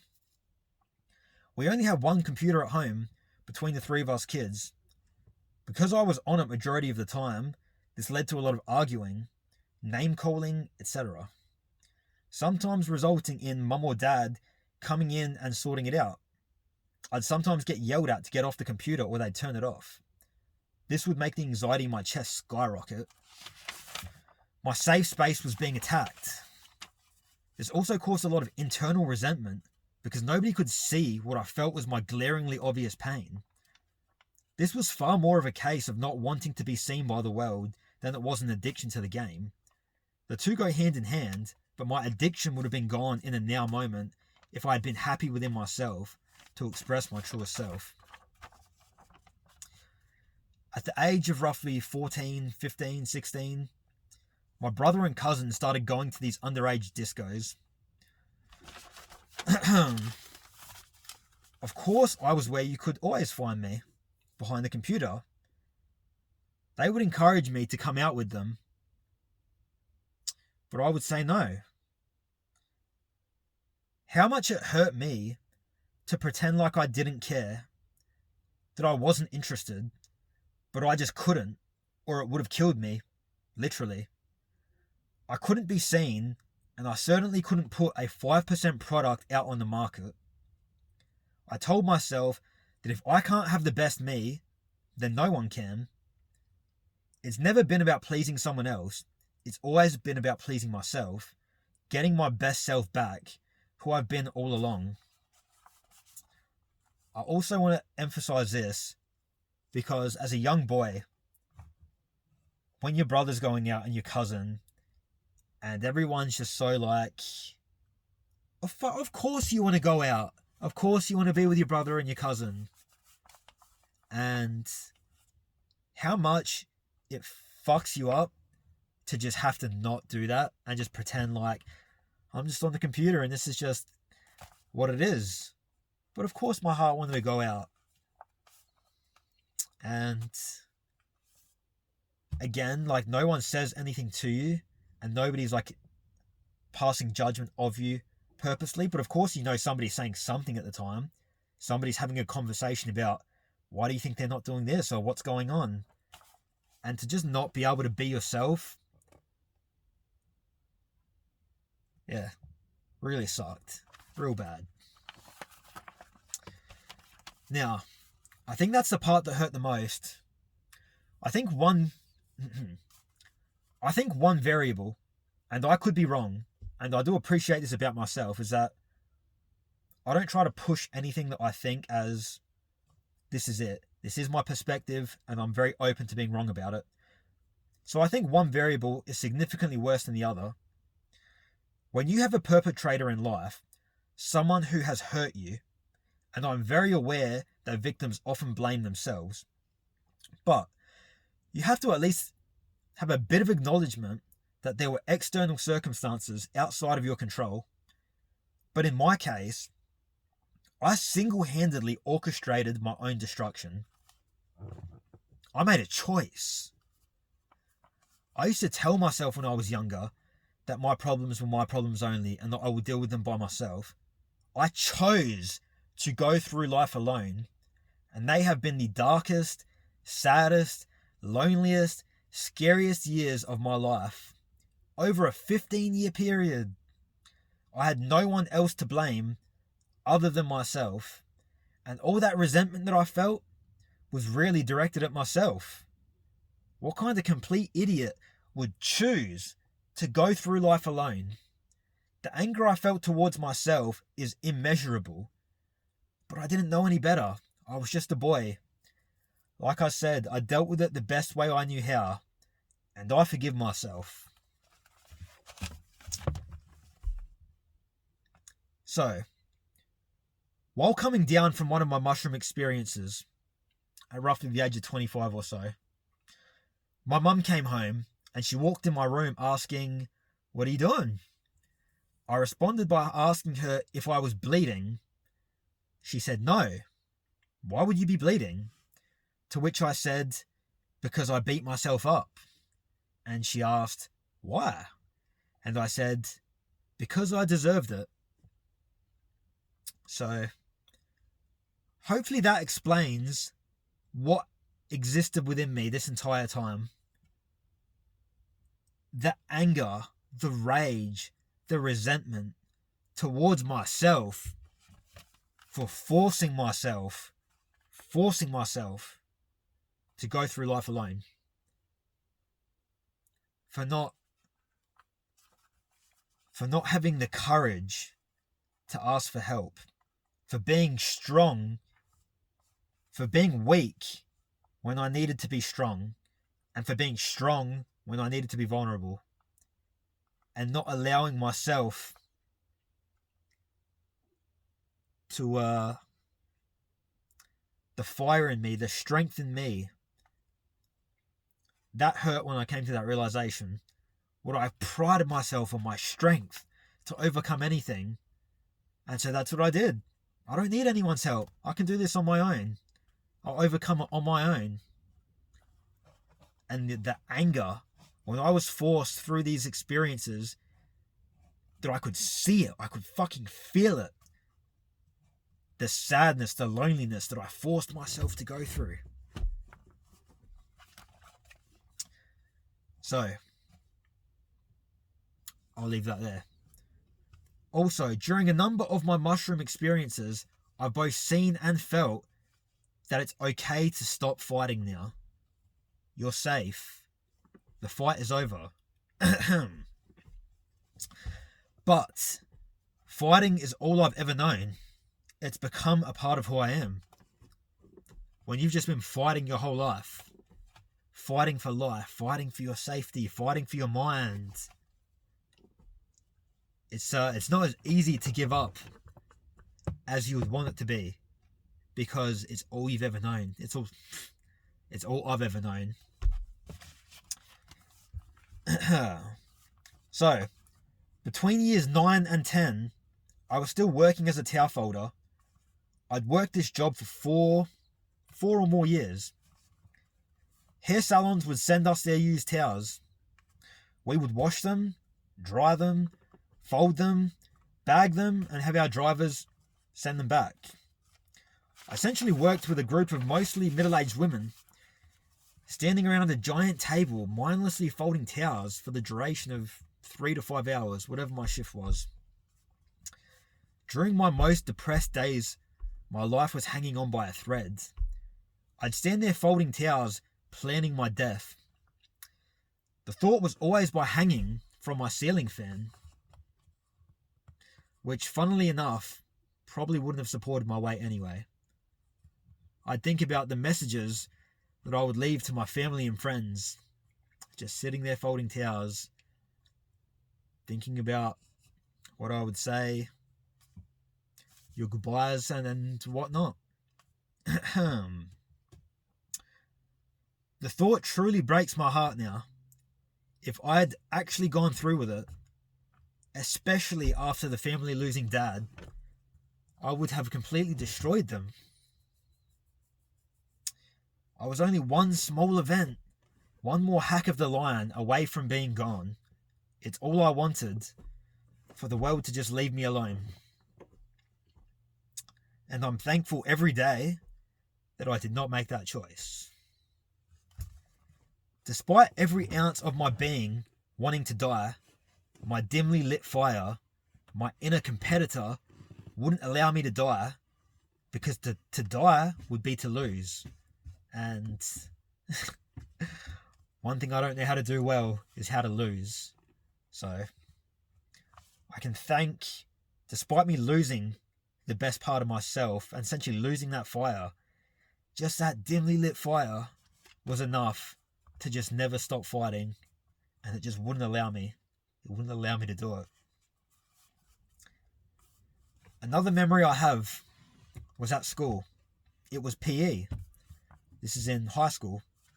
What would have been my favourite subject, I sat out every PE class from year 8 onwards. There was this other boy, who I'm not going to name, who also used to wear long pants every day. Well, one day in PE, someone in class asked him why he always wears long pants. And he responded, because I have really hairy legs, which caught my ears. Was it possible that someone understood me? Someone replied, who cares? They had convinced him to be free. Now was the moment of truth, as he switched his pants for shorts. What could have been a potential saving grace moment for me just drove me deeper into the nothingness of shame. This boy had some hair, but he's Australian. It was light and very fair. If that's the way he felt about that, then it made me feel even more shame inside of myself. I had at least 3 times as much hair, dark, black, and much thicker. Another pivotal moment where I did not possess the courage to accept myself. During these years, my issues affected every single aspect of my life. Every decision. It affected the way I interacted with people. It affected my energy, my mood, my overall presence. It affected the way I perceived myself, others, and the world. It affected both the things I chose to do and not both things I chose to do and not do, based around protecting myself, I had to, what I felt, consistently let people down at the cost of my safety. This affected the way I interacted with girls, never being able to just be my fun, fully expressive self. This affected me a lot too, that people's perception of me in this numb state isn't actually who I was on the inside. Another memory, we were home one day. I was home one day in the safety of my own home. So I was wearing a t-shirt. My cousin, who was a year older than me, came with his girlfriend, who was a year younger. We were sitting in the lounge room, and I assume she tried to whisper what ended up being loud enough. Why are his arms so hairy? Instantly triggered the anxiety that I'm not even safe in my own home, and gave me insight as to what girls our age thought. Obviously, once again, spiraling you down into this nothingness of just empty death, loneliness, whatever. So, one more memory. I was reading through a magazine one day with friends. I forget the name of it. But they were interviewing Playboy girls about their preferences of guys. As a young boy, knowing the opinions of attractive women mattered. They were asked about hair on men. Some said they like their men clean. Some said that hair on a man is nice, but they almost universally agreed that too much hair is unattractive. Again, another example of something you're a kid. You want to just be you. You just want to be you and be accepted and just be normal. Not have to try and change who you were. And everything just kept hammering it down. All of these examples continued to deepen the wounds and make me feel more and more shitty about myself. And then there's another thought of self-misery I used to have. So this is like around the high school days, around the age of 16, I think. Another thought of self-misery I used to have was that I was just a shittier version of my brother. He was taller, stronger, darker, working as a concreter, more fun.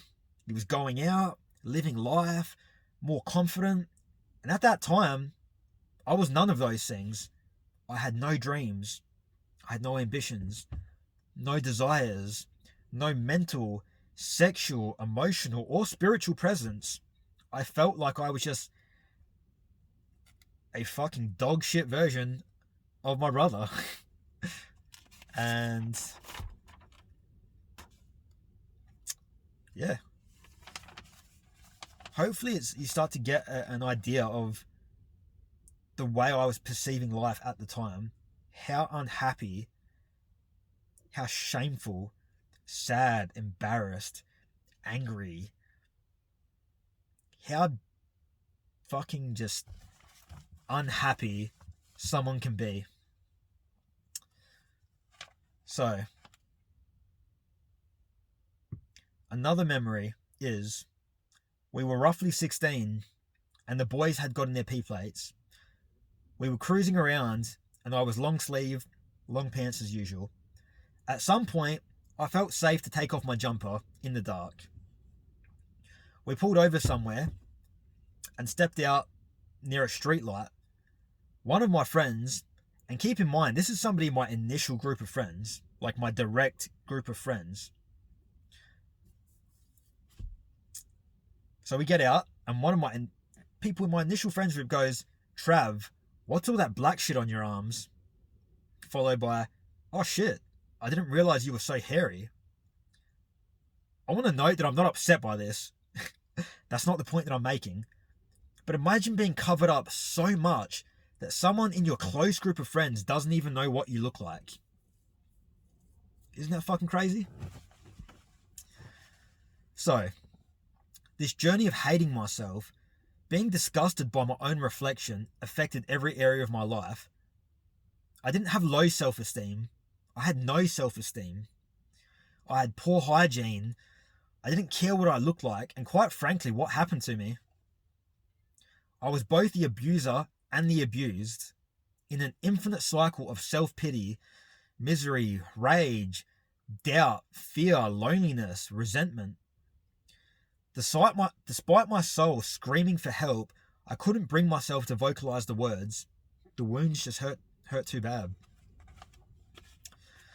Now I'm 16, 17, dropped out of high school, at the end of year 10, and done some IT course at TAFE. Still wearing long pants and sleeves every day.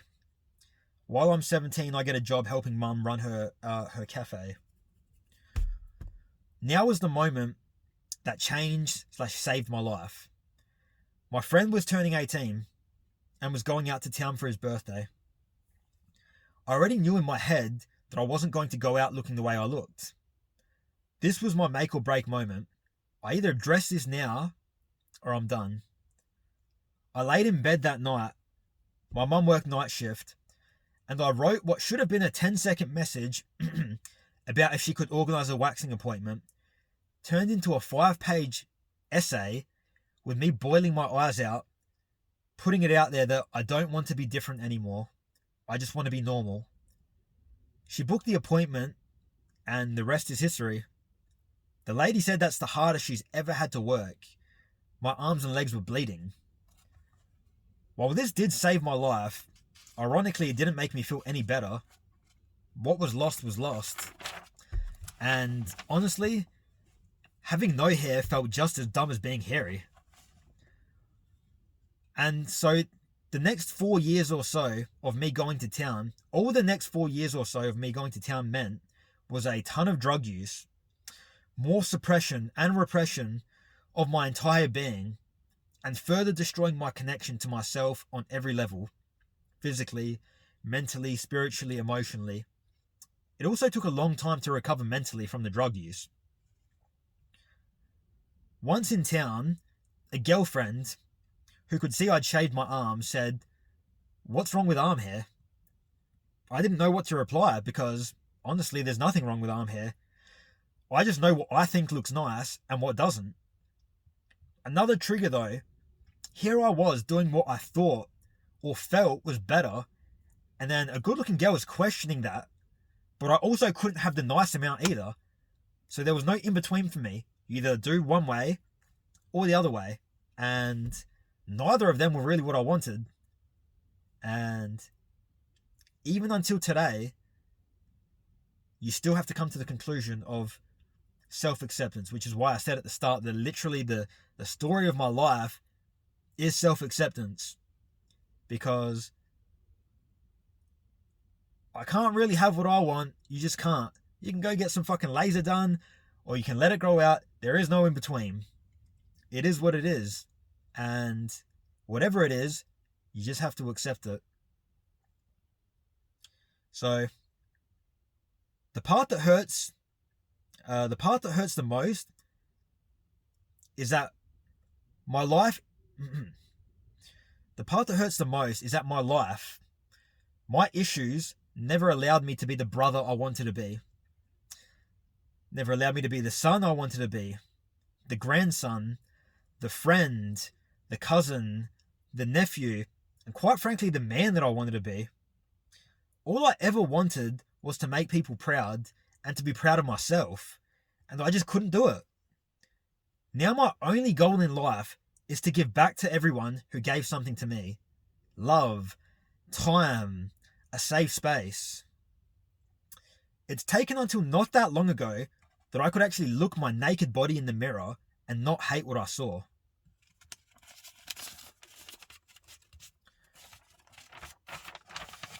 Alright, so now's a very, very important part. Very, very unbelievably important.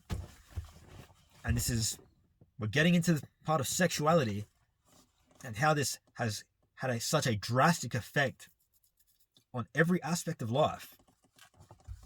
So, again, we're speaking male stuff here, alright? So, at roughly the age of 10, you start getting erections. I was so heavily affected by my issues and insecurities by the age of 11 to 12 that it had already started taking effect on sexual performance. It's very important to note that. It's very, very important to note that a kid who started going through that at such an early age was already, when you're supposed to start going through a prime age and start getting more, it had already started taking effect back then. So, your girlfriend in year 9, we start exploring sexually. Honestly, just felt weak, deflated, lifeless. There was just no sexual energy. It just wasn't there. What I wanted to be there, and it just wasn't. And this isn't like a... I'll get to this in a second. Alright, so I had full-blown ED at the age of 14. And that's not like maybe or like a stage fright sort of thing. Even trying by myself. This led to further questioning. You already have a very sick young boy, a mind that's just so damaged, and this led to further questioning of what's wrong with me and why is this happening? Like, why is all of this happening to me? And unbeknownst to myself, that one thing led to the other. And if I had just been able to accept myself, which is obviously very hard because you're a kid and you don't know what's happening, but if I could have just accepted myself, my entire life could have gone down a completely different direction. I never would have had to have lost my dream. I could have been super confident in myself, still in my ability. It never would have affected sexual ability. My life would be literally a dream, if you will. I never would have had to have gone through anything that I went through. And that's what sucks so bad, is that I forced myself. There was no perpetrator. I made myself do it. So, all of this led to a sense of powerlessness to change my situation. Because I didn't know why. I didn't know why it was happening. How could I change the situation if I didn't even know what was causing it? This further led to me being the catalyst of my downfall. Telling myself that if I can't have the best me, then no one can. I didn't come into this life to be anything less than my best. So you can go, why don't you just do this anyway? Or why don't you just... You think I just came here to just do things, like, just for no reason? I came here to fucking dominate. My being is here to fucking dominate at whatever I do. I'm not here to just do things and, oh, you can just have a girlfriend and just give anything less than your fucking best to anything. If you think that's the way I go about things, then we are different people. Not interested. So my mentality, that mentality if I can't have the best me, then no one can, led me to a life of suppression and loneliness. But it wasn't even, it couldn't be any other way. I couldn't do anything less than my best. I just don't know how to. So this mentality led to me suppressing myself sexually for several years. Like I said, it was never about pleasing someone else, but pleasing myself, and I refused to give any less than my best to someone. Then there was also the fear of being judged and being laughed at and embarrassed, made to look like a fool. But I told myself, I'm no one's fool. So, a lot of things where someone might question, like, wow, really, like, several years you suppress yourself for? And go, that's a fucking dumbass question. It's like, isn't it obvious? Once you truly understand someone, you understand their mind, isn't it obvious? Me, to do anything less than my best. That's not me. So, as crazy as it is, it was actually easier for me to avoid situations completely so that I wouldn't be in a position where a sexual encounter could occur. And that wasn't easy at all. So it was easier for me to avoid situations completely, not even put myself in a position where it could happen, because it was easier for me to just avoid it. Because if I had to put myself in the position and then pull myself out of it, or just embarrass myself by underperforming or whatever it is more detrimental to my mind than to just not do it at all. Alright? So that wasn't easy at all to have to do that.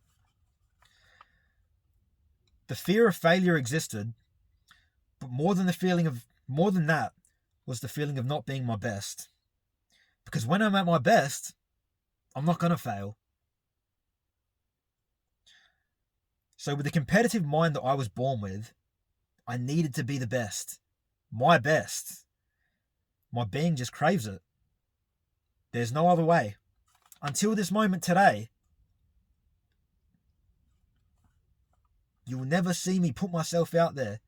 If you think that, or if anyone's ever questioned from the sidelines, does this person do this? Are they interested in this? Quite frankly, I don't give a fuck about that. Any of it. I don't give a fuck what people think, what they think about me. They think about the whole, does he do this? Doesn't he do this? I will do nothing less than my best. You'll know when I'm in it, because I'm fucking all the way in it. And that's it. Now I want you to imagine, actually picture what that does to the mind, to have a strong sexual desire or presence at a young age and to never allow it to be, to the point of actually consciously avoiding it. It's enough to drive you to insanity. Time going past, days, and then months, and then years, and you will not allow yourself. You will not allow yourself, because you cannot. You don't know anything else other than doing it to the best. What that does to the mind will drive you fucking insane. When the mind works against the body and denies it its desires. So, fast forward to going to town, and before that as well. Imagine waking up every single day of your life and knowing that you could meet the girl of your dreams today and you would still not pursue her. What that does to the mind as well, to wake up every fucking day with that knowing. It's just the way it is. It can't be any other way.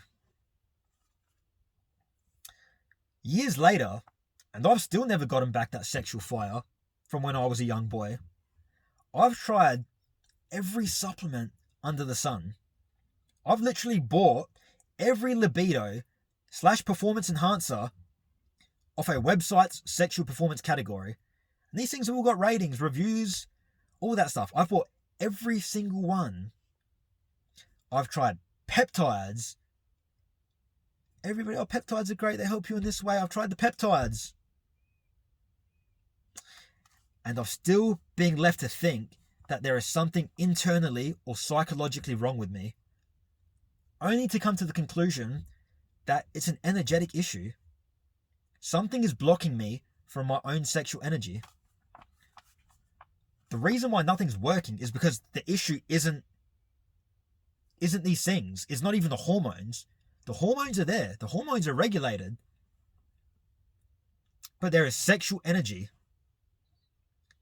Something from the moment this all began, since my life happened, something happened where I did have it and then I didn't.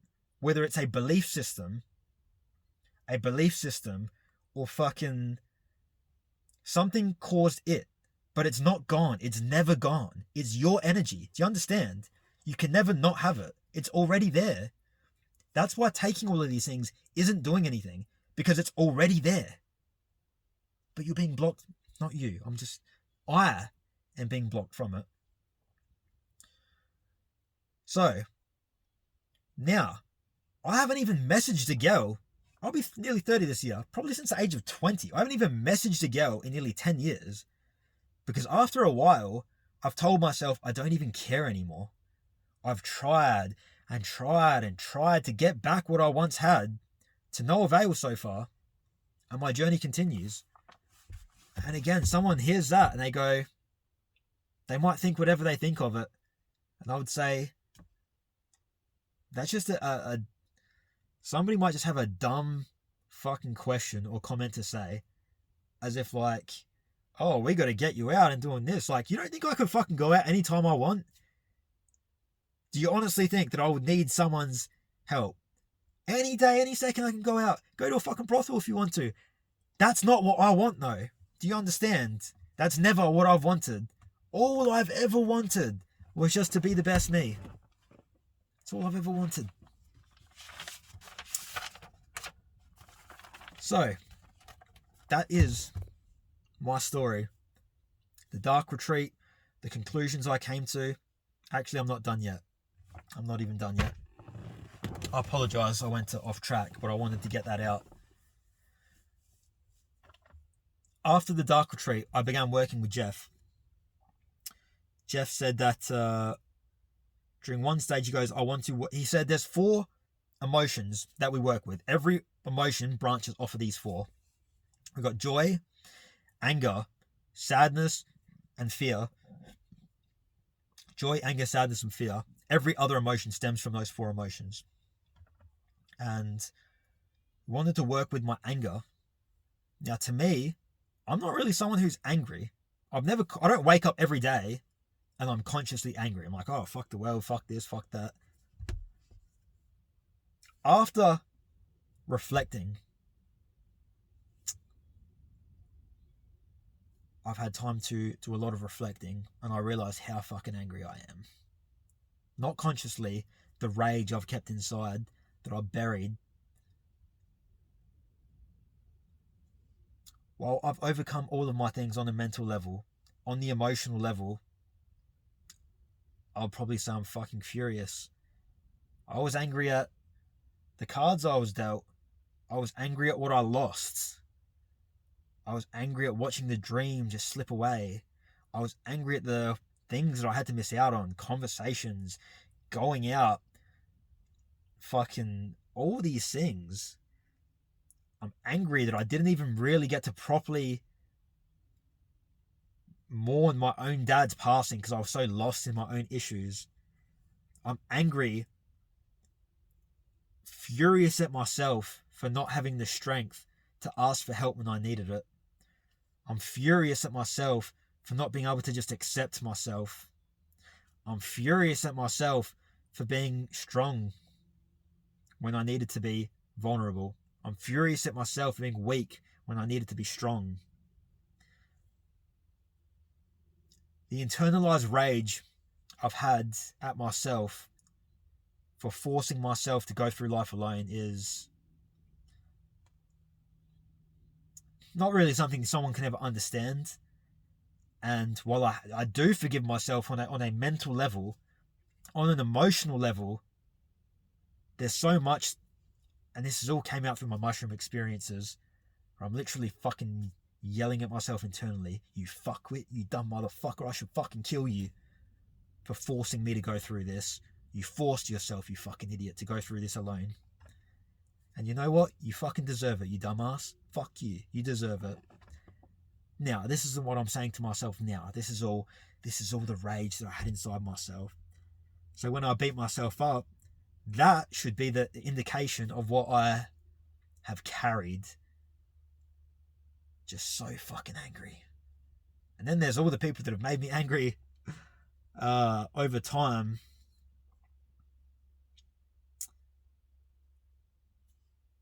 Let's just thank a higher power that I have a mental strength and willpower to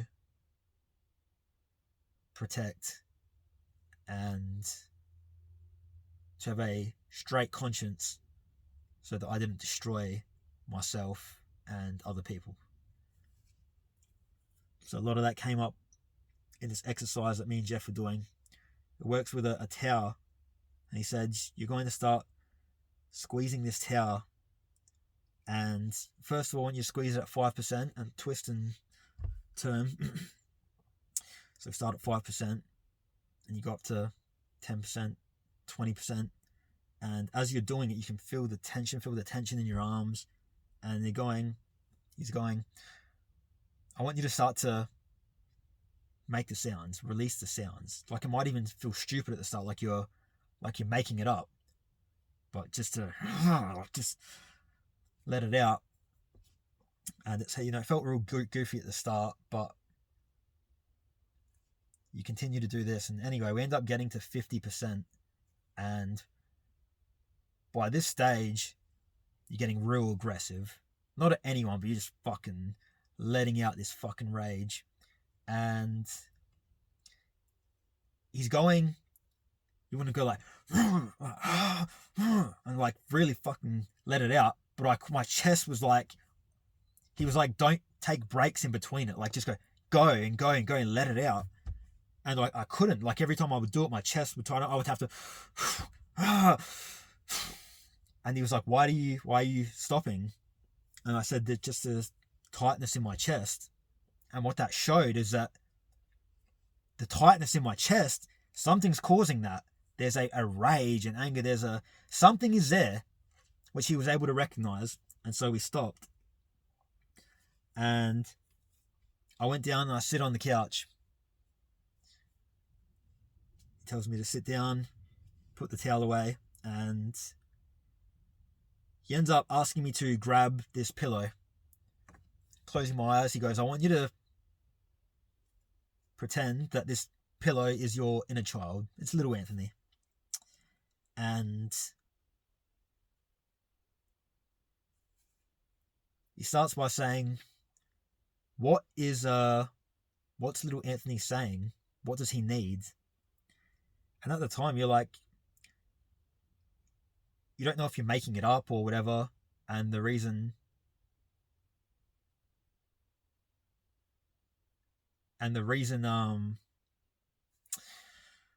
fuck, where was I? Who's calling now? So I was like, I didn't want to feel like I was making it up. And he was like, you know, yeah, I didn't want to feel like I was making it up. And he was like, why? And I was like, because I don't want to feel like a liar. Like, you know, I hate people that lie. So anyway, didn't want to feel like a liar. And anyway, the way that you feel, you're never really making it up because it's you speaking. You are that inner child. So whatever you are feeling that the inner child feels is just what it is. And he goes,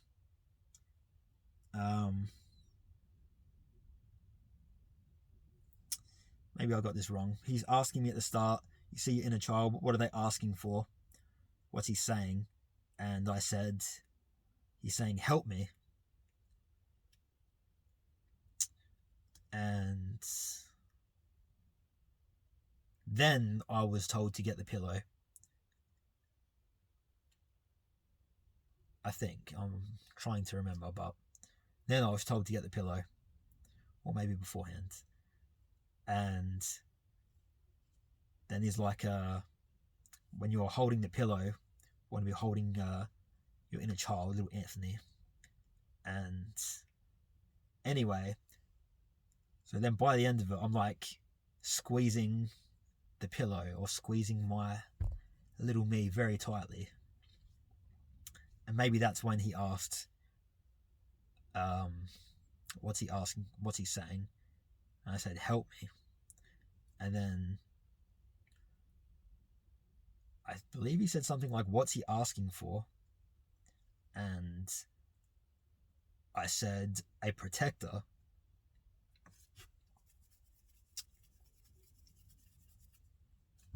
I said, a protector.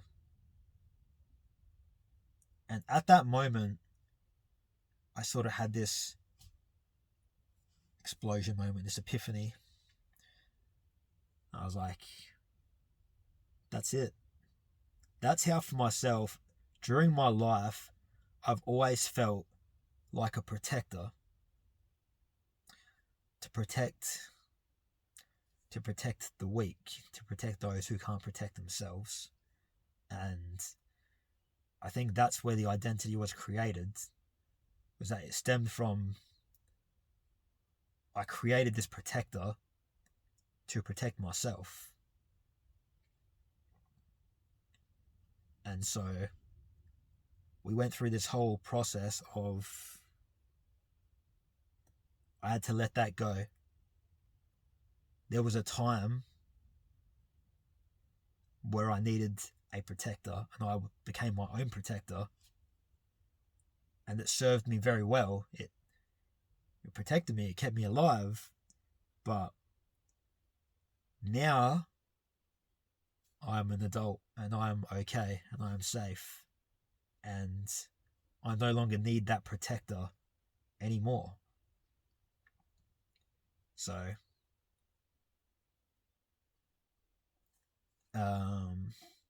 basically we had to do this thing where you're imagine there's your heart and you've got this cup and you lean over, and what you're going to do is you're going to pour that into this cup, this protector,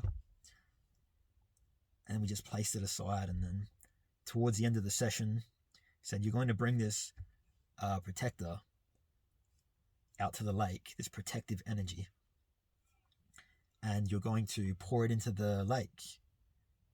And by pouring it into the lake, you're giving it back to the earth, where that energy can then be used to protect someone else or be used by someone else.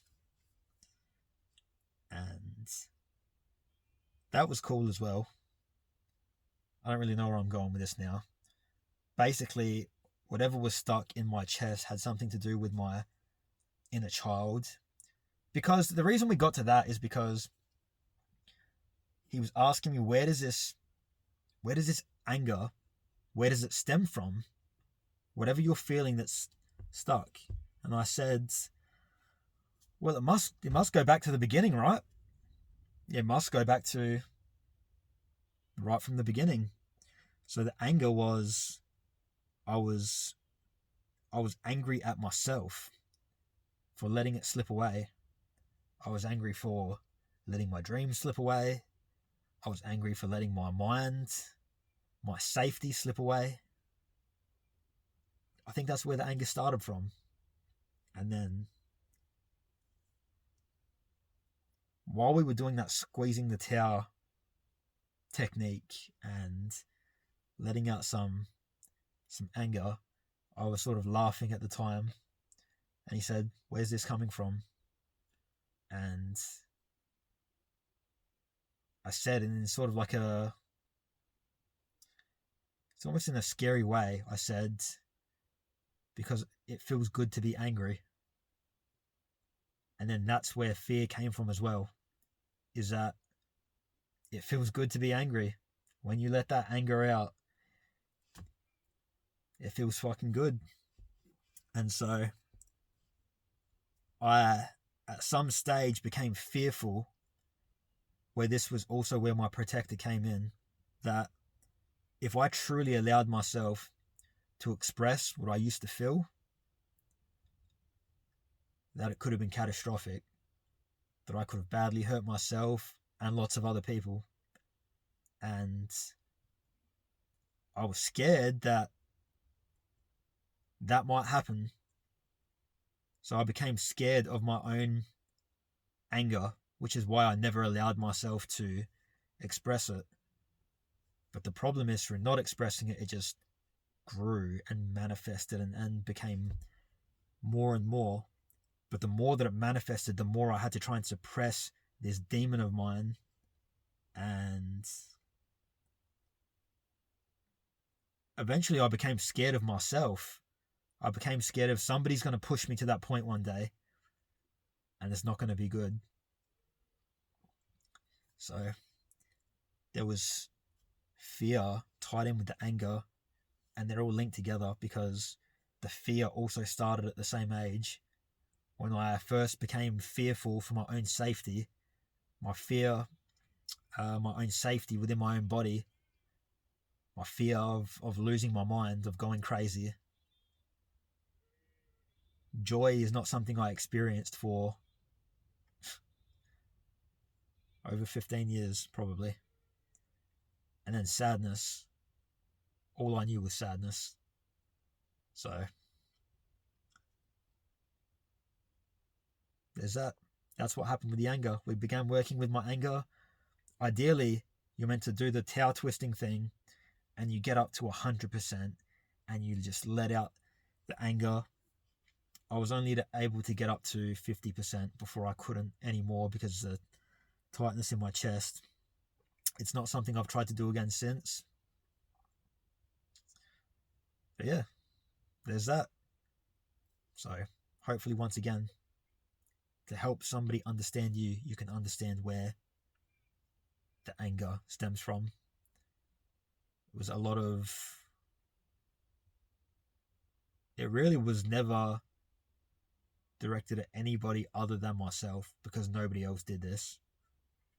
And while there were times where you wish that somebody could have just popped up and saved you and made it all go away, it's just not the way it is.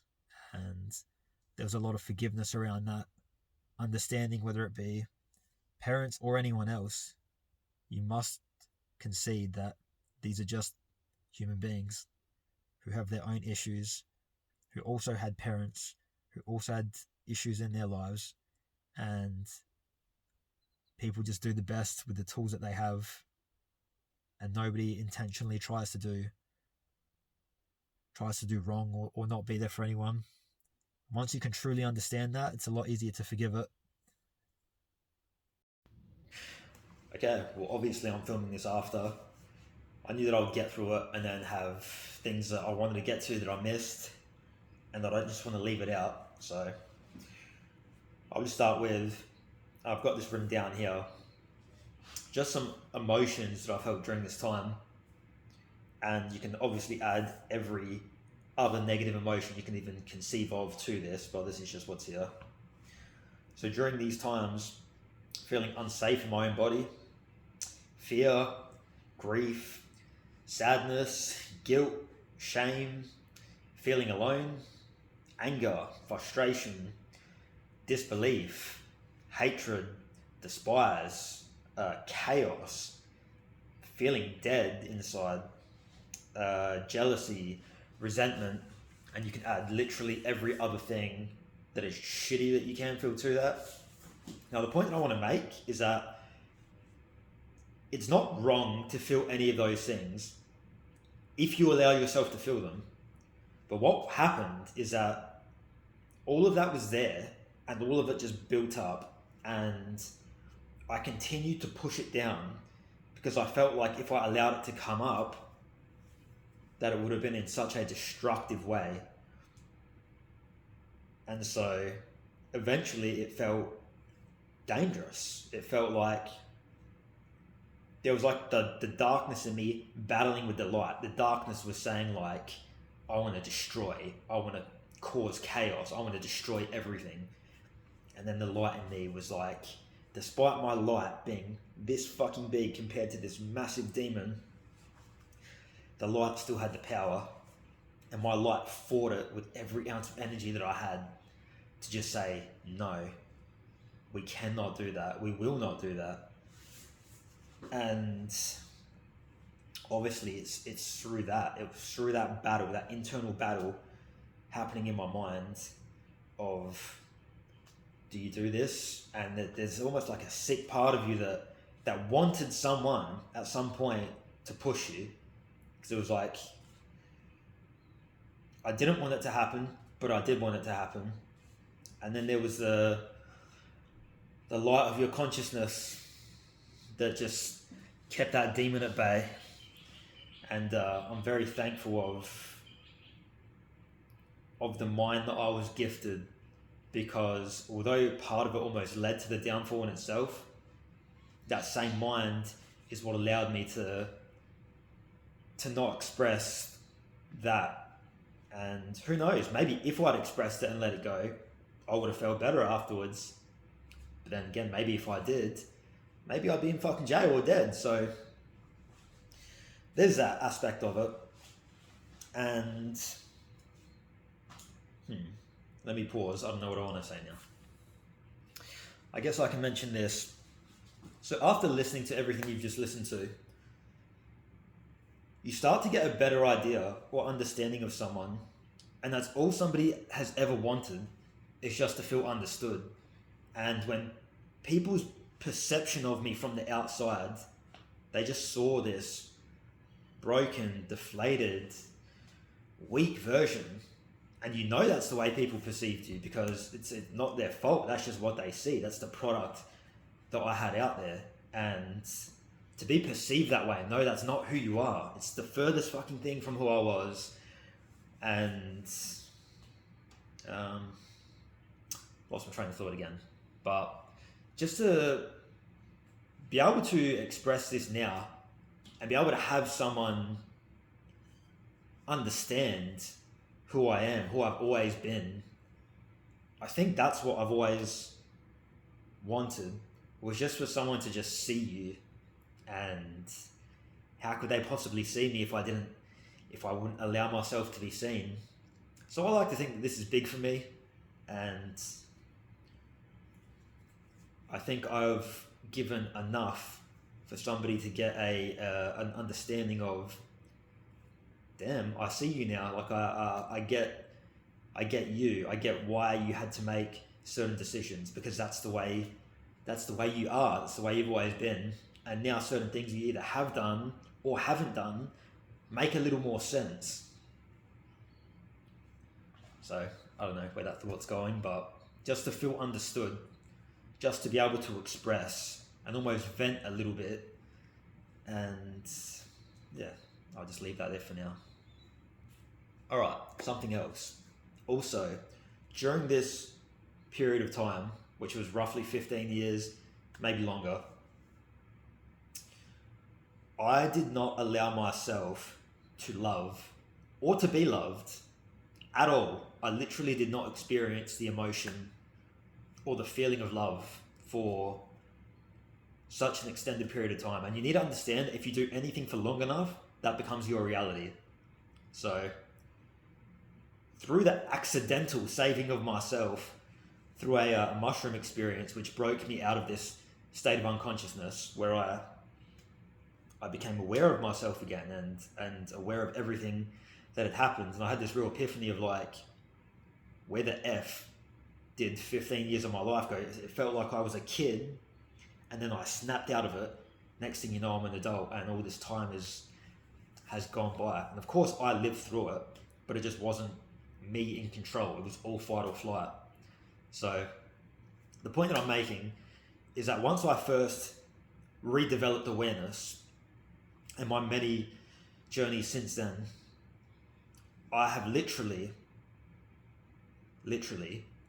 needed to learn how to be a human being again. And that's not even like, that's not a joke in any way. It's I guess it's actually quite sad when you put it into perspective. I've had to learn how to love again. I've had to learn what that even means, what it even feels like. I've had to learn how to express, open up, even converse with people. Something that I had not done for majority of my life. All I did was hide and shell myself up. So these past, I'll be 30 this year, this experience that redeveloped my awareness and broke me out of it, and roughly 5 years ago, at the age of 25. So for 5 years, I've been on this journey of rediscovering who the fuck am I? Like, I had this idea of who I was when I was younger, and I had to learn, am I even still that person, or do I just think that I'm that person? And through going down this journey of finding my truest self, I found I am still that person. It's who I've always been. I can't not be that person. But I had to learn that. I had to figure out if this is just all in my mind, that this is who I was, or if that's actually who I am. And having to learn basic skills again, how to converse, how to be around other people, how to even show interest in another human being. And I'm not even just talking like in like a relationship, even sexual way or anything like that. I mean like how to genuinely show interest in somebody else's life. Because for 15 years, I didn't have interest in anything. Nothing. Do you understand that All my friends know this about me now. I know fucking nothing about cars, not interested, but nobody understands the reason why. Because when you're younger, you're going through 13, your younger teenage years, people start getting into cars and that looks cool, that sounds cool. Think I cared at that age? Think I gave a fuck about anything that sounds cool, looks cool? All I ever cared about, or all I could think about, was how fucking sad I was and this depression. The age of when people start getting into music. There's some people now that can't go a day without listening to music. They have to listen to music because their happiness is affected by it. Where I go every day. I can go every day of an entire year if I have to without listening to music. Because during the days where you start becoming interested in things, there was nothing that I was interested in. There was nothing that I wanted. There was nothing that made me happy. So once again, you start to understand someone on a deeper level, why they never got interested in those things. Now you can understand why I was never interested in cars, because I never got to go through a stage where I had interest in things. So, I'm continuing to learn. I'm continuing to learn how to actually express myself, how to open up, how to let people see you for who you actually are. And the only way for them to see you for who you actually are is to express what you actually feel, what you actually felt, what you actually thought. And the reason that this is all done in video is because even for me to do this now to someone else is very difficult. So I'm hoping that somebody else will be able to see it, and then we can talk about it. Now you see it. Now we can talk about it because now you get it. But for me to have to explain it to someone face to face and try to make them understand at the time, it just feels different. This is my way. You understand that everything that I do, it had to be my way, because that's the only way that I know how to do it until I get better at doing it. So I guess I can leave it there. But the main thing I want to hammer home, because it's such an important part of life, is the love. The love of life, the love of yourself, the love for other people. I've had to learn, and I am learning, what it even feels like to feel that. Like, of course I know that I love my family because they're my family. Of course I know that I'm passionate about the things I'm passionate about. But the whole reason I went overseas, the whole reason that I went on this journey is because I want to feel it. And I've literally gone to someone that I go to see, my multi-dimensional healer, and they're fantastic. And I've literally asked them before, is it normal to just not feel anything? And it's actually common between people, but I wouldn't say it's normal, where you can become so disconnected from your body, from the way that you feel. And I'm on a journey of, I want to feel. I want to know what it feels like to feel. I don't get days. There isn't things that make me happy. There isn't things that make me sad. Some people, they get these massive dopamine spikes. They get really happy and they get really sad.